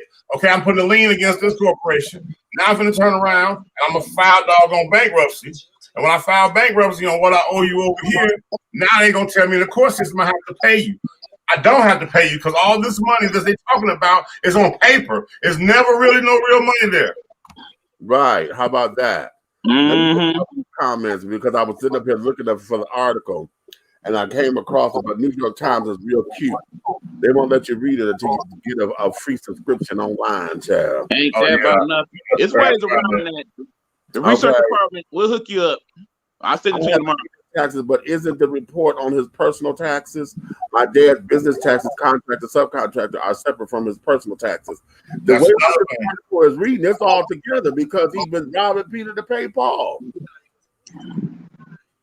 Okay, because they're going on. Trump Towers is saying that he in his taxes he reported that as a loss, but yet he still profited $20 million. That's me. That's just like Big Guy Entertainment suing Atlanta Hot Radio. Right. Okay. Right. That's my company. Right. Okay. Exactly. Okay. Okay. We got all these so disgusting. Okay. Because it is, and then they're saying that. Wait a minute. This is what I find to be very interesting. Hold on. Wait a minute. I'm gonna go here. Yeah. Trump began the birther movement against Obama. He's never apologized for his errors there. He never will. He'll never show an ounce of remorse, mercy, or corrective behavior because it's a sign of weakness to him. He can't look weak ever. He can't even be roasted comedy style, which is true. Because if y'all pay attention every time I hate even listening to his damn doo-wops. Okay. However, anytime that he talks about something, oh, we're going to be the very best, honey. Oh, trust me, believe me, it's going to be the best. It's going to be the best. Okay, no one has ever done this, and no one has ever done it. No one's ever done it. I'm like, okay, you narcissistic ass. Okay, Trump is notorious for canceling contracts after work has begun. I bet that's the millions he owed. Interesting. Okay. Yeah, the millions, because guess what? And it's so crazy. You cancel the work right then, and then but this company over here that you own, that you're not even talking to them, just hired them. I was like, well, you cancel this over here, but they hired that same company to come over here. Okay, right. So you got to remember, Trump had people in place where he never even had to talk to them, but on the phone, through emails or whatever, and them folks had the CFO position to sign. Okay. Wait a minute. Here we go. Trump has been money laundering for years and years and years. That's how he kept his wealth ambiguous to the general public. Yep. He was one of the first people to be evaluated by Forbes, but they never got factual evidence of his wealth. Just the perception of wealth. The name Trump became synonymous with wealth because of exposure due to the amount of buildings he or his father owns. And I totally agree. Yep. I totally agree with that. I'm smarter than almost everybody on this thing. Okay, right. Okay. Yeah. He always say that those people that shit, don't he? Okay, now listen. Here's something that I found to be very, very, very, very interesting. Come on, you know what? It's this mouse. That's what it is. It's the mouse. I got to change this mouse out because it don't want to do right. Here's something that they're saying. Among the key findings of the Times investigation, Mr. Trump paid no federal income taxes in 11 of 18 years that the Times examined. In 2017, after he became president, his tax bill was only $750. He has reduced his tax bill with questionable measures, including a $72.9 million tax refund that is the subject of an audit by the Internal Revenue Service. Now, it's awfully funny that this audit been going on. I've never heard of a 4-year audit. Okay. Many of his signature businesses, including the golf courses, report losing large amounts of money, losses that have helped him lower his taxes. The financial pressure on him is increasing as hundreds of millions of dollars in loans he personally guaranteed are soon coming due. Even while declaring losses, he has managed to enjoy a lavish lifestyle by taking tax deductions on what people would consider personal expenses, including residences, aircrafts, and $70,000 in hairstyling for television. That's what he was doing, The Apprentice. So he broke off all the damn Right. for his personal haircuts. Ivanka Trump, while working as an employee of the Trump Organization, appears to have received consulting fees that also help people reduce the family tax bill. As president, he has received more money from foreign sources and the U.S. interest groups than previously known. The records do not reveal any previously unreported connections to Russia. It is important to remember that the returns are not an unvarnished look at Mr. Trump's business activity. They are instead his own portrayal of his companies, compiled for the IRS, but they do offer the most detailed picture yet available. But it is a deeper look at the takeaways. The main article based on the investigation contains more information, as does a timeline of the president's finances. Dean Baquet, the executive editor, has written a note explaining why the Times is publishing these findings. Okay, then and you could go there. Okay, but he's only paid $750 for the two most recent years. That's 2016 and 2017. Now wait a minute. The part that Ivanka wrote off. What's that? Yeah. Okay. Here it is. He has classified the cost of his aircrafts used to shuttle him along his homes as a business expense as well. Haircuts, including more than $70,000 to style his hair during The Apprentice, have fallen into the same category. So did almost $100,000 paid to a favorite hair and makeup artist of Ivanka Trump's, his daughter. Y'all know that I swear that's the freakiest relationship, because it doesn't make any sense that he loved his daughter like that, because shit, it's almost incestuous. Okay. These fees reduce taxes because companies are able to write them off as business expenses, lowering the amount of final profit subject to tax. Mr. Trump collected $5 million on a hotel deal in Azerbaijan, for example, and reported $1.1 million in consulting fees. In Dubai, there was a $630 fee on $3 million income. Since 2010, Mr. Trump has written off some $26 million in such fees. The Times investigation discovered a striking match. Mr. Trump's private records show that his company once paid $747,622 in fees to an unnamed consultant for hotel projects in Hawaii and Vancouver, British Columbia. Ivanka Trump's public disclosure forms, which she filed when joining the White House staff in 2017, show that she received an identical amount through a consulting company she co-owned. I'm gonna leave that there. Look, man, all y'all gotta understand is this: he keeps the money within the circle of himself. All he do is he transfer money, and he does invoices and contracts within the same company, within all his companies. So it's like as if you're spending the money, you're paying these fees and all this stuff, and then you write them off. It's like, okay, I have a consulting firm over here. I need to get them get rid of the money. So really, he washing his money and he's gaining a profit. At the end of the day, I'm trying to figure out how did somebody become president that the interest in the money profit that he's been making, he's really fucking the government out their money. Right. He came into the presidency already motherfucking the crook. Okay, he was already robbing the shit out of him. I have been watching this punk before he was ever president.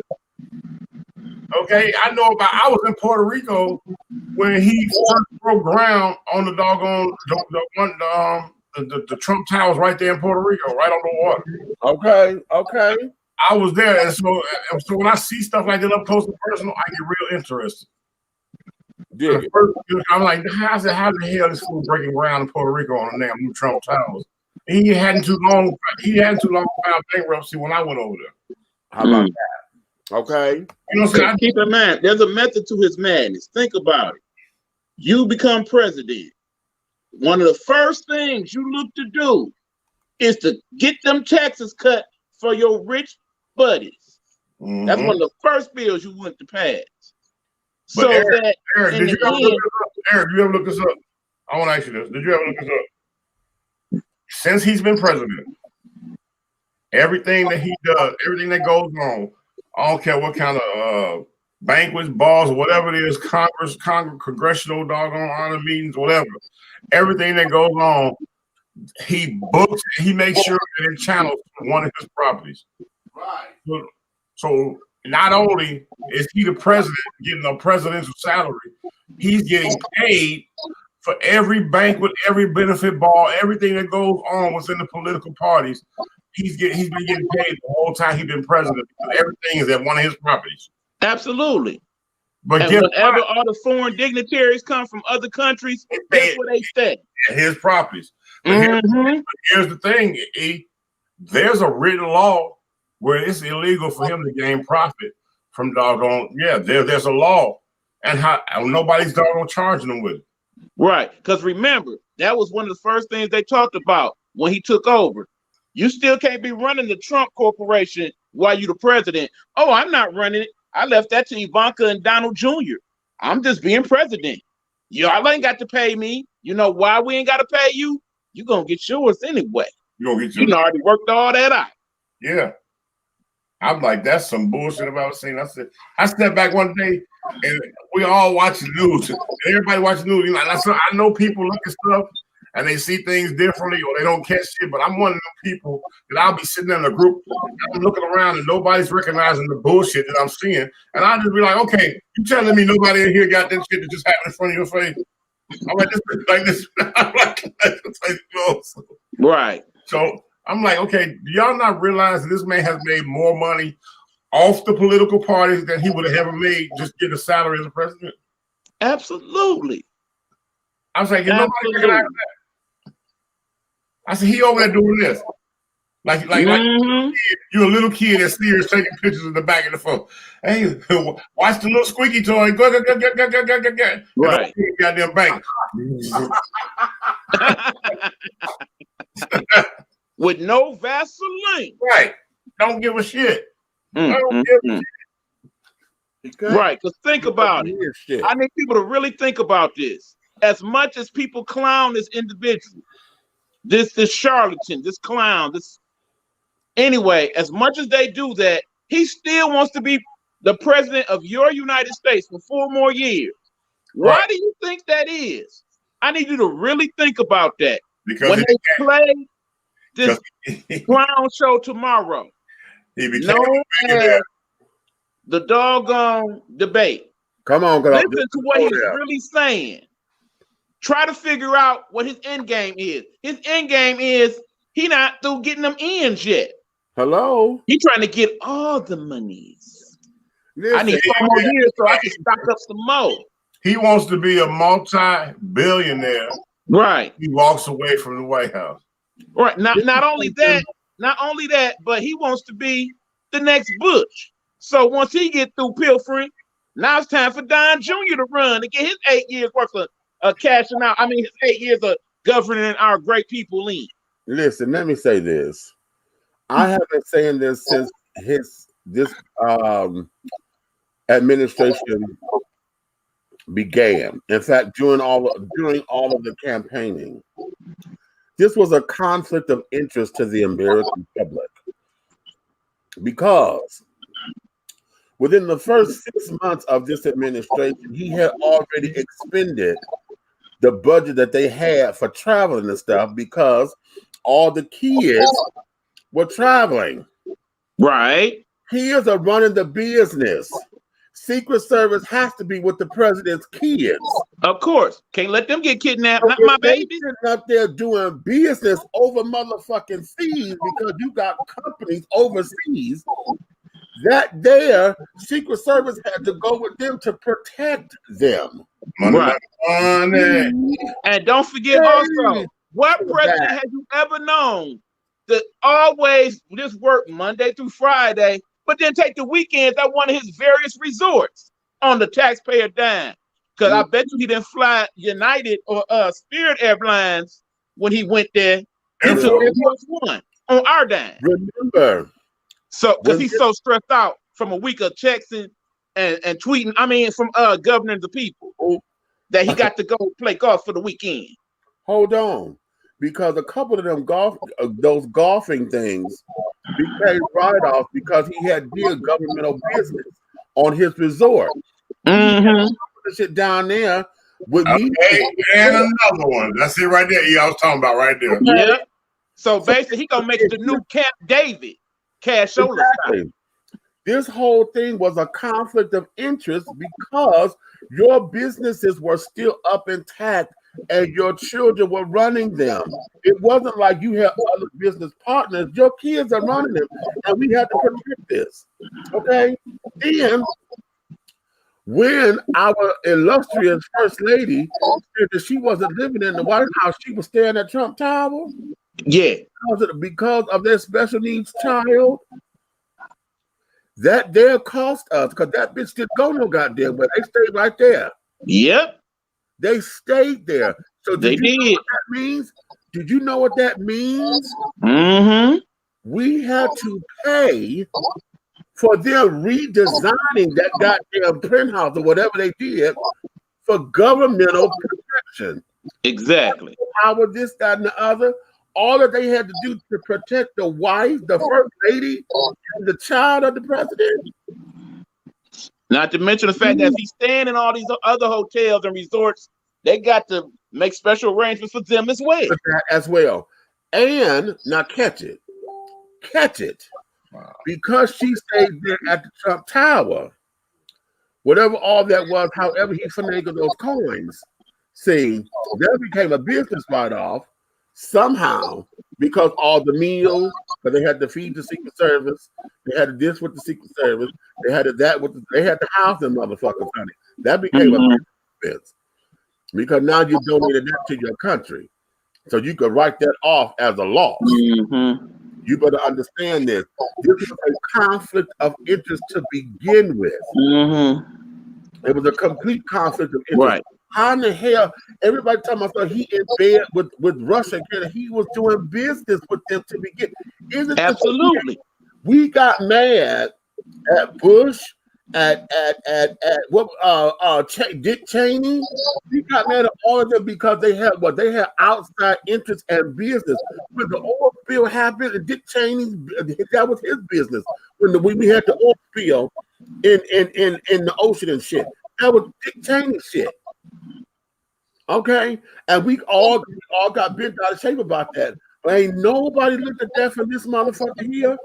We ain't looked at none of that. We ain't looking at none of that. How is it we got mad at the Bushes because Bush Jr.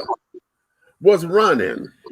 That son of a Bush. Mm-hmm. Okay, your brother is the governor of the state. Here it comes. Having problems with the motherfucking vote.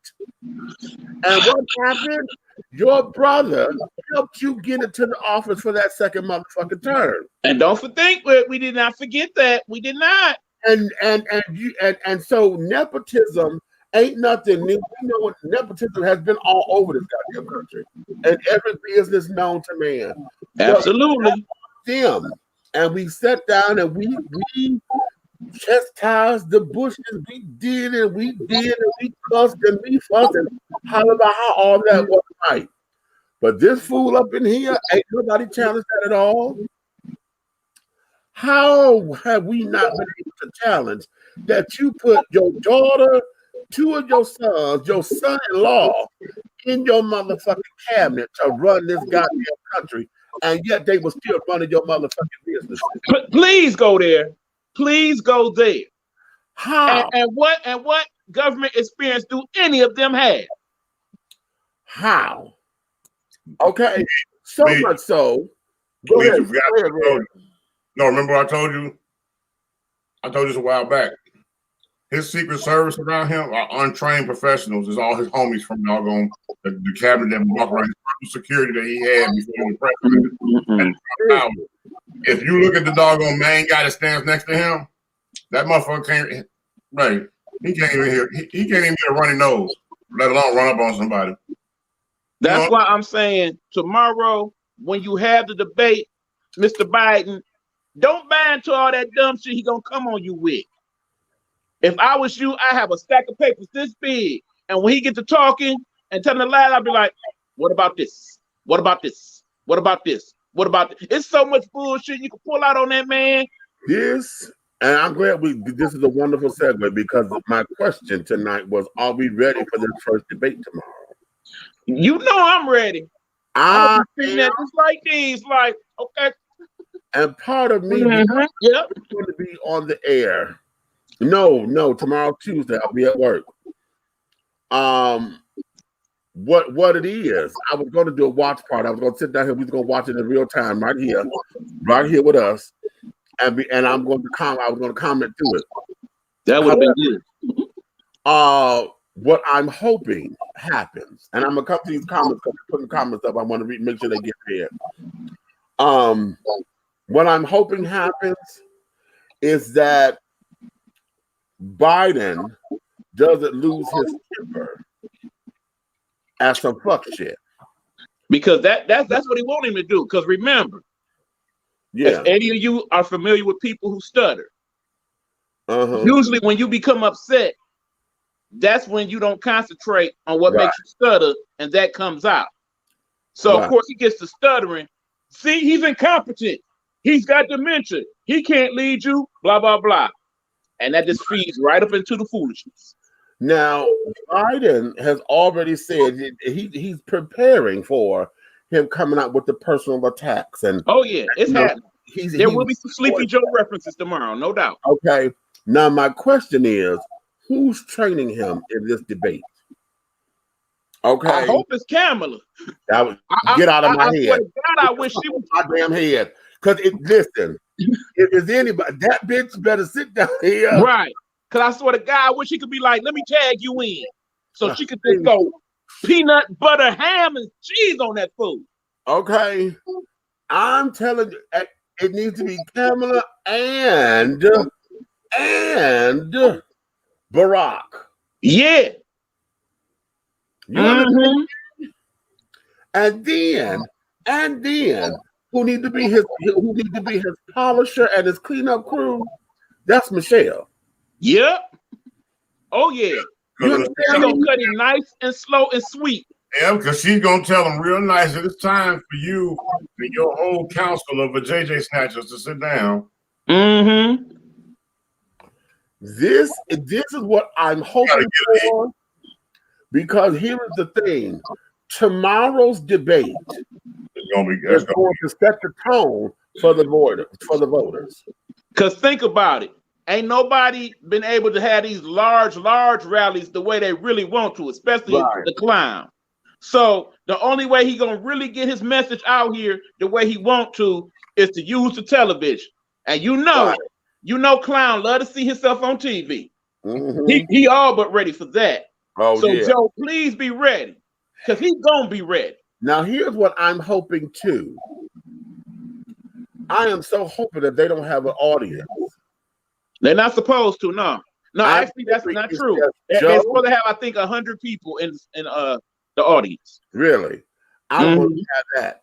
I would. It should just be Joe, this Jim Child here, and Chris Wallace. Yep. So what exactly are you worried about if we have a lot of people there? Because you know you're gonna have your rock crowd in here. You're gonna have your 5 or 6 black folks with the MAGA hats. cool. He's our guy. But I thought you people like when we come together and it's a bunch of us with a basketball or something, and so we. No, you know what? I'm gonna beat your basketball ass. See, the reason I don't wear my mask is because I can't breathe in it. When I have on my pointy hat, I can't breathe in it.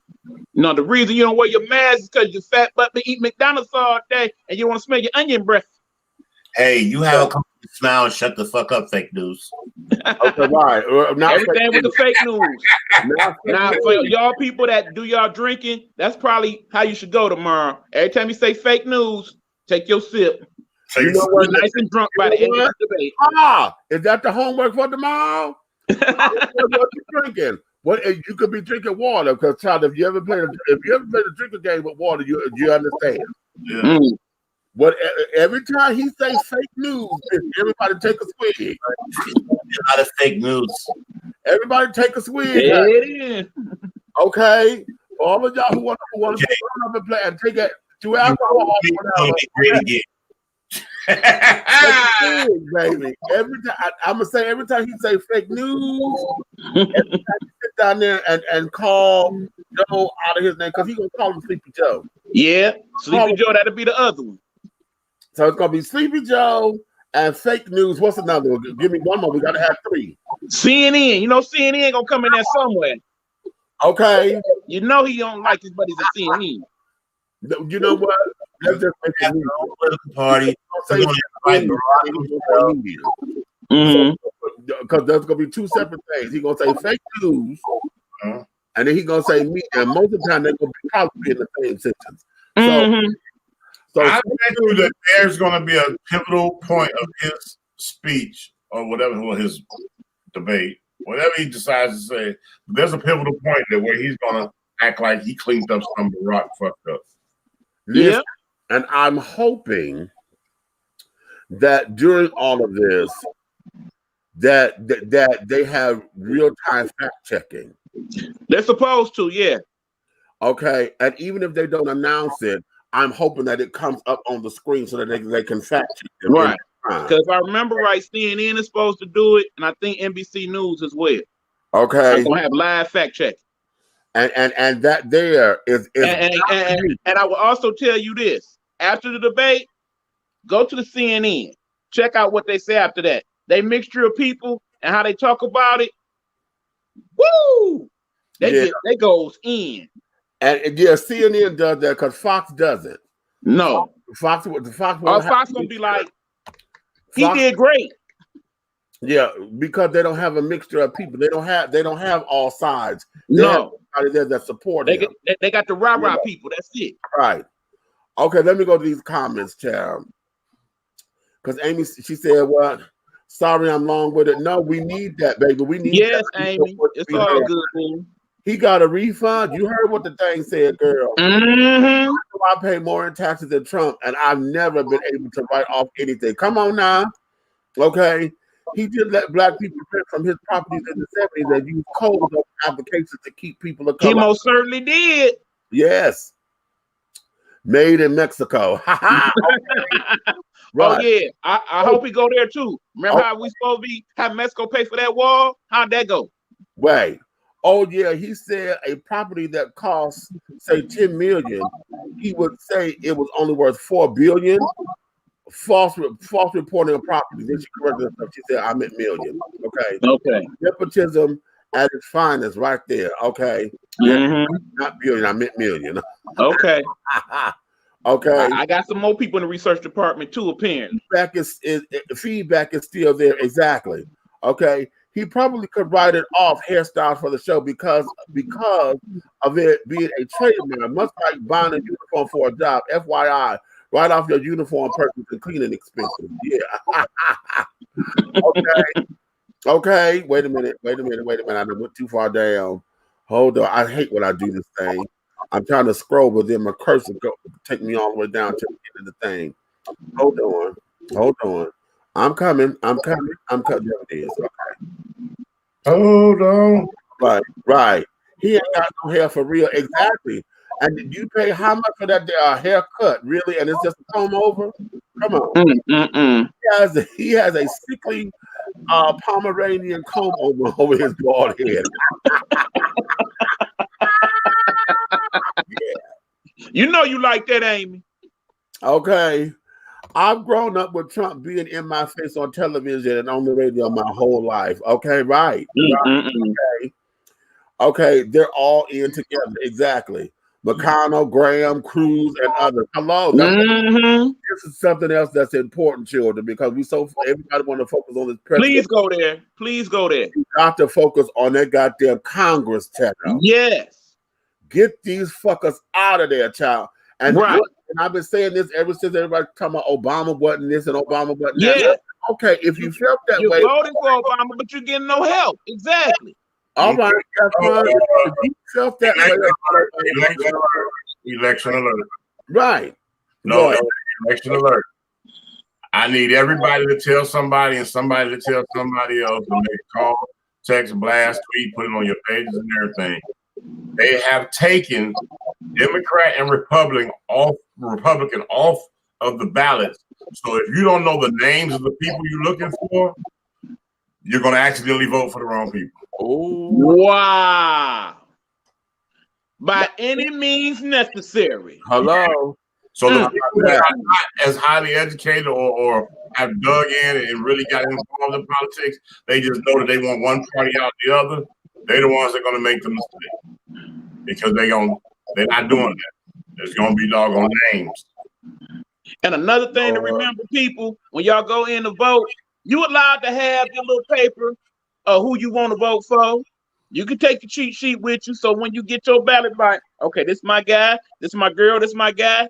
You are fully allowed to do that. Don't let nobody tell you nothing different. How about that? That way you make sure you vote for who you're supposed to vote for. Right. Okay. Let's see, and having at Mar-a-Lago. Okay, hello. Why not Camp David? Child? Exactly. Because Camp David ain't making him no money, cuz. Exactly. He's one of the only presidents that hasn't placed his companies in a blind trust during his presidential term because his family runs it, not him, quote unquote. Exactly. Yes, Amy, that part. Exactly. Research how he tried to bully the woman out of her house in Atlantic City and she refused to sell, and his arrogant ass around her house and said it's in the middle of where his casinos are until this day. Wow, he built up around it. Yeah, okay. He wants more money for 4 more years. Exactly. Yep. Ivanka also, he wants her to be the first female president. Okay, no. Okay.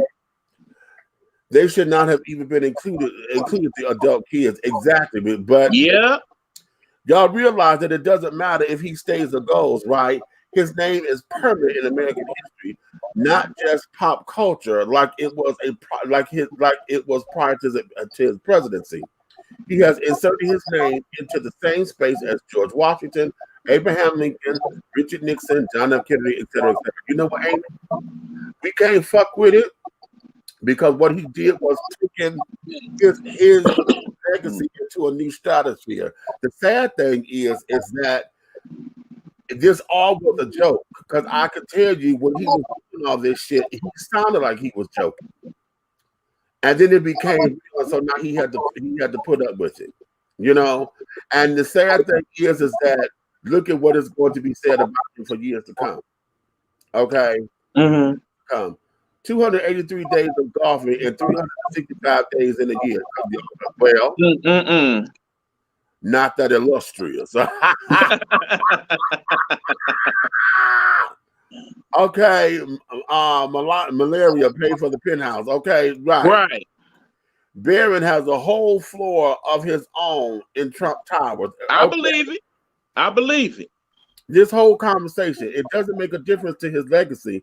He set out to be notorious from a young age, and by God, notorious he will always be. He's been forever, good or bad. He's forever a part of the sacred office of the president. There will be a Trump library. He will be Mr. President until he dies. And you know what, baby? We can't live. Sad but true. And do you realize, people, that if you allow this man to once again be the president, he will be the first president who has been impeached to retain the presidency? No, because Clinton retained it. No, remember, Clinton got impeached the second term. Ah, got it. Okay, yeah, okay. Florida has always been crooked, nepotism. Okay. I don't say any of this to be rude. I'm just out of hope for our country. I enjoy the heated debate and reading Trump for sure, but it will still be an exercise of futility, in my opinion. You know, again, Amy, you make perfect sense, baby. Right. And see, that's the scary part about it. I think a lot of people feel like Amy does, that it don't matter. So why bother to vote anyway? He gonna win anyway. He done got away with everything else. He might as well go on here and just suck it up and deal with it for 4 more years. We can't let that happen, though. We can't. There's no way on earth you're going to convince me that the majority of this country approves that message. I refuse to believe that. Nobody's ready for that. Nobody. For the levy, okay. But I hate to say this, but I feel Trump gonna tip Biden up. Here's the thing. On the surface, you may be right, because what he gonna do, he gonna come in doing all that goddamn barking that he does. All talking over him, the whole deal. We know this because he is reality TV. He still runs everything like this is a fucking reality show. So what is he gonna do? Just like he do at all his conferences and shit. He gonna come in with the one-liners and the this and the that and carrying on. He gonna try to bring up his record like he done in all his damn commercials and shit. Spitfire. Yeah, you damn right. He gonna spitfire and he gonna tear him up. But what's going to have to be is going to have to be the facts. Biden got to come up in there and say, like, with the truth, because the truth will set us free. If he sit down and stay on point and not get into this.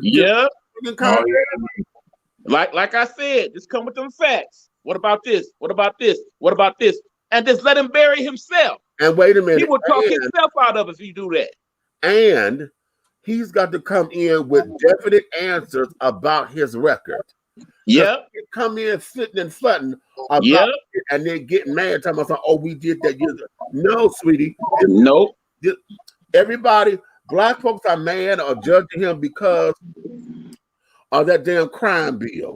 Yes. And him and College, y'all done put more black folk in jail, blah, blah, blah, blah, blah, and that all that bullshit. Well, whenever people talking about, well, I don't know about him either, that's the first thing that is said.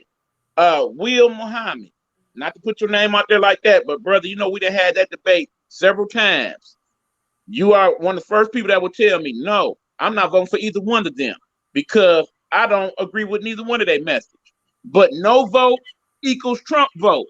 Plain simple. Right. And there you have it. I keep trying to tell folks that. Okay. Okay. Come on now. He's been having them doggone rallies. Yeah, he's been having them rallies. You mean them COVID prep rallies? Yeah. That doing it, right? Or NBC? Well, yeah. Okay, from the research department, yes. Fox News is the one who's actually hosting this particular debate. Because as you know, Christopher Wallace works for Fox News. But see, the good thing about it is, if you ever listen to Chris Wallace's interview, he is extremely fair. Yes, he is the one person the only person I trust over there because he's he's old school reporter. Exactly. He's old school. He's tough.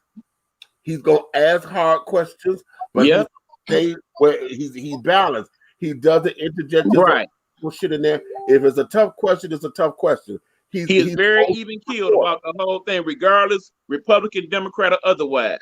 He's gonna interview them all the same. Exactly.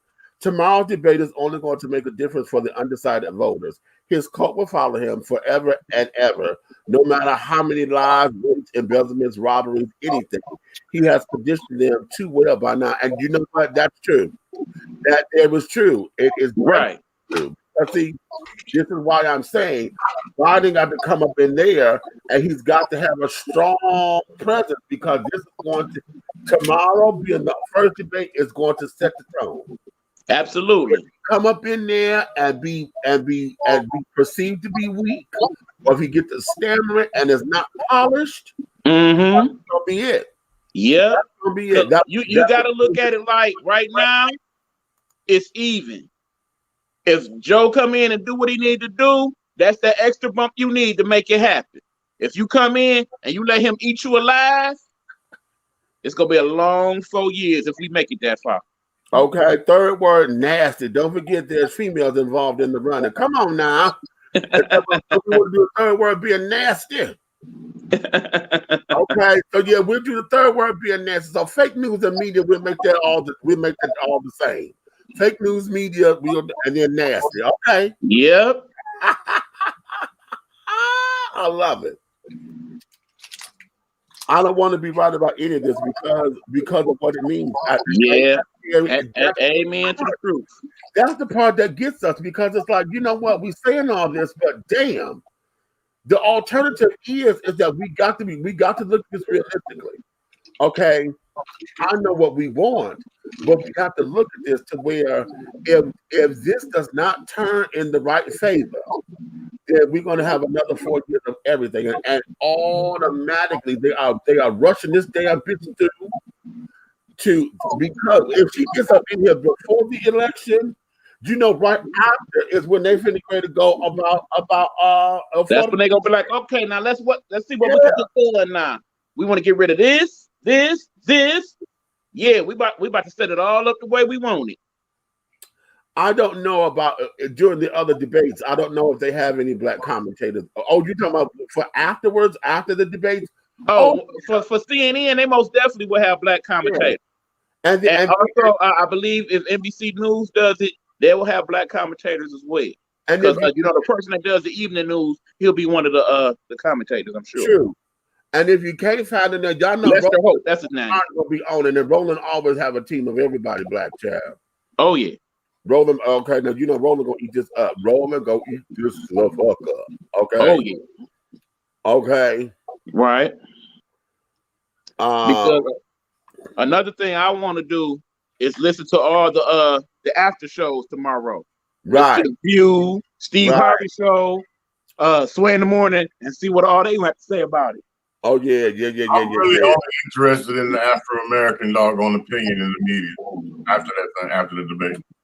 You could always request a sample ballot ahead of time to know your candidates. That is so true. And you can look it up online as well.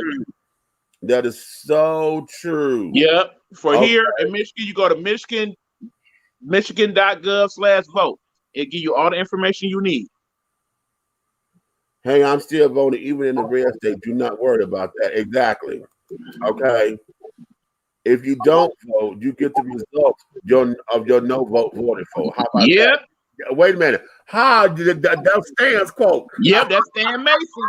That's Stan. Shout out to my dude Stan. You better do. Okay, you just socked that, Amy. Points, girl. Yeah. Stan gonna love that. Stan gonna love yeah, no doubt. But Biden got some stuff in him too, because Biden said he wants to take him back to that shed and beat his tail. Yeah. Listen, Biden is old. You know, Biden is old school, honey. Absolutely. He wanted. He ain't gonna be no punk now. He ain't no punk, because Biden is one of the ones when he was just a senator before he became vice president. I think he even did it a couple times as vice. He was taking the trains to and from work up there to the Congress in Canada. So he was there with the people, honey. He was in there in the with the people. Yeah, read that right there. On the train like everybody else. But the thing about it is Biden didn't apologize. Well, okay. No, he did. You say he did apologize. Yeah, because he'll tell you that when he speak on it. If I do something wrong, I'm gonna be man enough to admit my mistakes, as you should be. Okay, Chris Wallace is good. I'm good with him on debates, definitely. You better say it. Absolutely, Amy. Sleepy Joe better bring his A++ game tomorrow and wake the fuck up. Okay. We can't survive. We can't survive as we say it, Amy. You ain't never lied. Come on now. Okay. You ain't never lied. Okay. I'm not talking about Fox. Okay. Oh, I'm strictly CNN. Okay. Well, not strictly, but I've never watched Lion Fox. Okay, how about that? But see, cousin, let me say this though. Sometimes you should. You need to know how the other half think, so that when some of these things get said, and you come to that understanding, where this come from? Because remember, the only media outlet that fool will pretty much deal with on a regular basis is Fox News. Yeah. So I need people to actually listen to Fox News sometime, so you hear out his own lying-ass clown mouth what he got to say, so you for yourself can see the foolishness that come out. How about that? Well, children, listen, on that note, that's a perfect note. We're going to sit down here. We're going to let y'all get back to your lives. And we thank y'all for joining us here. We're going to reconvene. I know I got the donut tractor to deal with the next 3 days. But what y'all may end up getting is a few Big Meat moments over on Instagram. Okay? Okay, let me jump in here for a minute, Meech. Go ahead, baby. Okay, first of all, thank you, brothers. Thank you for looking out and let me try out the technology and whatnot. As I told people on my podcast Sunday, I got something big in the works. Little did I know that Brother Meech was gonna have me together so we could try it out early. But yeah, get off my lawn, about to go live. And the live version, thanks to my brother Big Bear right there, it's gonna be known as what? Tell them what it's gonna be called. What name we come up with? Which one you talking? Remember when we talked about the prophecy? What you said the show was gonna be called? Oh shoot, bro, I forgot. What the Buck with Buck, right? The Buck with Buck. You're right. So that's what we're gonna call the live show. What's the Buck? You know what? It's right here on the damn napkin. And yep, so my cousin, who you have seen answer throughout the show, Marla, she gonna join me, and we're gonna address this some more. And Meech will be back after his days in the donut shop, and we can go and join him and chime in some more. Thank you much. I appreciate you, fellas. Thank you much. I might have to come on my first. I had to come see you. I had to come see you on there. Okay. Oh yeah, you definitely get the invites. Yeah, because I got CNN isn't a reliable news source anymore than MSNBC or Fox News because they're all partisan. You have to sample from everywhere, and that absolutely, and that's what he's saying, because you have to get it, and it's real difficult.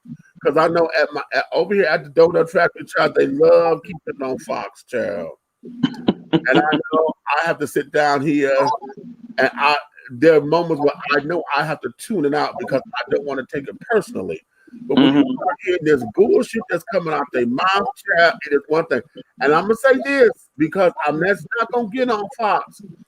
Because see, I know y'all know I'm one of the alphabet children, but that goddamn Don Lemon will get on my motherfucking nerve from time to time, honey. Because I had to cut him out on a couple of occasions, and that's what one black gay man to another. Like, bitch, you about your goddamn mouth entirely too much and don't know what the fuck you talking about. Yeah. Okay? So it goes across the board. What we have to do, I wish that they would come in and just build something to where we have people who know how to talk on both sides of the issue. That there, when I was in debate in high school and carrying on the prize, whether we were champions twice in a row. Thank you, Cody High School. CODY. What we had to learn how to do, even though I was the second affirmative, which is like a prosecuting attorney, I was the second affirm, but I had to learn how to debate the negative side, which is like the defense attorney. Okay, I had to defend the status quo, and most of the time I didn't know how to do it because I was so locked into my position. I had to learn how to do it. Okay, and that there is what it is. When you're trying to be optimistic to give a full range of stuff, y'all hear me do this here all the time.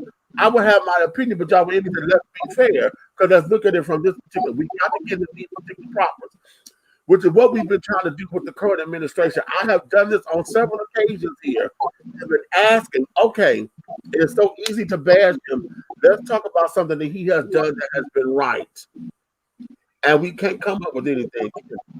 Nothing that is all his power. Everything that he's claiming are not his alone.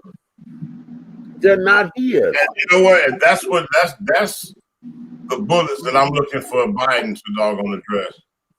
Of him taking the doggone credit the previous administration. Right. Because You see, know? that's how, if you Biden, that's how you get him upset. Bring up them words he hate to hear. Barack Obama. Right. Oh, that'll take him in. Barack did that, not you. That's fake. That's a lie. If he wants to win it, all he got to do is walk in and say, "Hey, you know, when they do the cordial speaking, hey, how you doing? Hey, Barack says hello," and just say that. Ooh, fuck him up right there. Ding, ding, ding. Baby, let me tell you something. I'm gonna tell you what would be the cat's meow if Barack walked out on that motherfucker after it's all said and done, and they go shake hands at the end, and Barack come out there and be like, "Okay, you get a bitch." That would be motherfucking over. Now you know that's the stuff that I would pull. Hey, that motherfucking Twitter gonna be on fire. I would motherfucking pull so heavily. And why was he there? He had the audacity. Okay. What's this? Oh, he'll be hot. I do like him, but sometimes when you're the only black and you're gay, he gets trashed. He got a lot to fight against. I guess you talking about Don Lemon. She talking about Don Lemon. But let me tell you something, child. He ain't the only gay person up there, and he ain't the only black person up there. He's a black gay motherfucker child that got a white husband that sits down there and act like what we call privileged black children. And a lot of times he has done some shit and then had to backtrack. And now he wants to play the black card and think that he's supposed to regain his damn composure with the black community when he done pissed everybody off. So right now, it's like, where are your loyalties? Are you being a journalist, or are you sitting up there using a platform and just running your mouth because you feel you can? And that's where all this comes into play. When he first started, and when he was a journalist and out there covering stories and carrying on, he had a little piece of leeway. But what fucked him up was during Charlottesville, I think it was the Charlottesville or one of the other ones, when he was out there and the blacks were out there protesting. And he got out there called by thugs and carrying on. He called them thugs. And everybody's like, well, wait a minute, what you out here doing? And you call them thugs out there. You are amongst them. Talking about this, and I'm like, wait a minute, brother, that's not what this is, that you misrepresented us. And it became a whole big to do. Then you want to play the gay card because now it was hate speech because everybody called you a fucking sister. Really?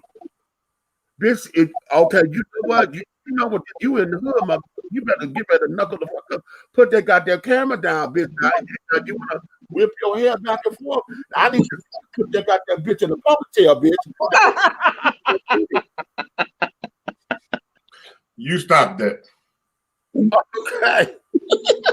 Now, that there is that. Okay. And I said it, and I got mad with him when he did that shit with Chris Rock. I mean, not Chris Rock, Kevin Hart. Kevin Hart. That shit went down, and you gonna sit down there and call Kevin Hart off that like that. That was not, oh my God. Y'all want, if you want to see that, go find it on my YouTube page. I blessed his ass the fuck out on that one. Fuck you. And that bullshit. Because it was bullshit. Okay. Well, there you have it. Yeah. So yeah. So that there is that. Okay. My daughters, you may finish all of your covers, baby, because the tea has been dished, and you have been dishing tea. Darlings, with Big Meat, yeah, the big guy ally over there, Big Red, and our special guest commentator today. This is the Buckster, honey. This is Eric Buck, Cody High School, all that. Okay. Yes, sir. Class of '88. Okay. Oh, you can't. Okay, right after me. I was 87. That is correct, sir. So, all right. So, my darlings, honey, we're going to let you guys get back onto your world and to your life, honey. And remember, if you love me, tell a friend, honey. If you hate me, tell all of your enemies, child. But do know this one way, shape, style, form of fashion, baby. Everything that we're doing over here will move forward. Keep your eyes open. Keep yourself safe. Sanitize. Wear your damn mask, children. Okay? Just wear your goddamn mask. Okay? Okay, and call that Grace. Okay, you want me to say that? No, that was him. Oh, Okay, I'm like, okay, what is, okay, got you. He can see our comments. I gave it to I just Okay. Yeah, I'm like, it came up over here. I'm like, oh, wait a minute, I'm missing something. Private chat, Eric, you can see the number. Right. Okay, I got you. Okay. So 84 in the house. Come on, 84. So be that as it may, honey, we will see you guys on the next go round. And when we come back, it will be a feel good Friday. And we're gonna have a good time. I gotta figure out what we're gonna do. But until then, my darlings, that there is that. And yeah, so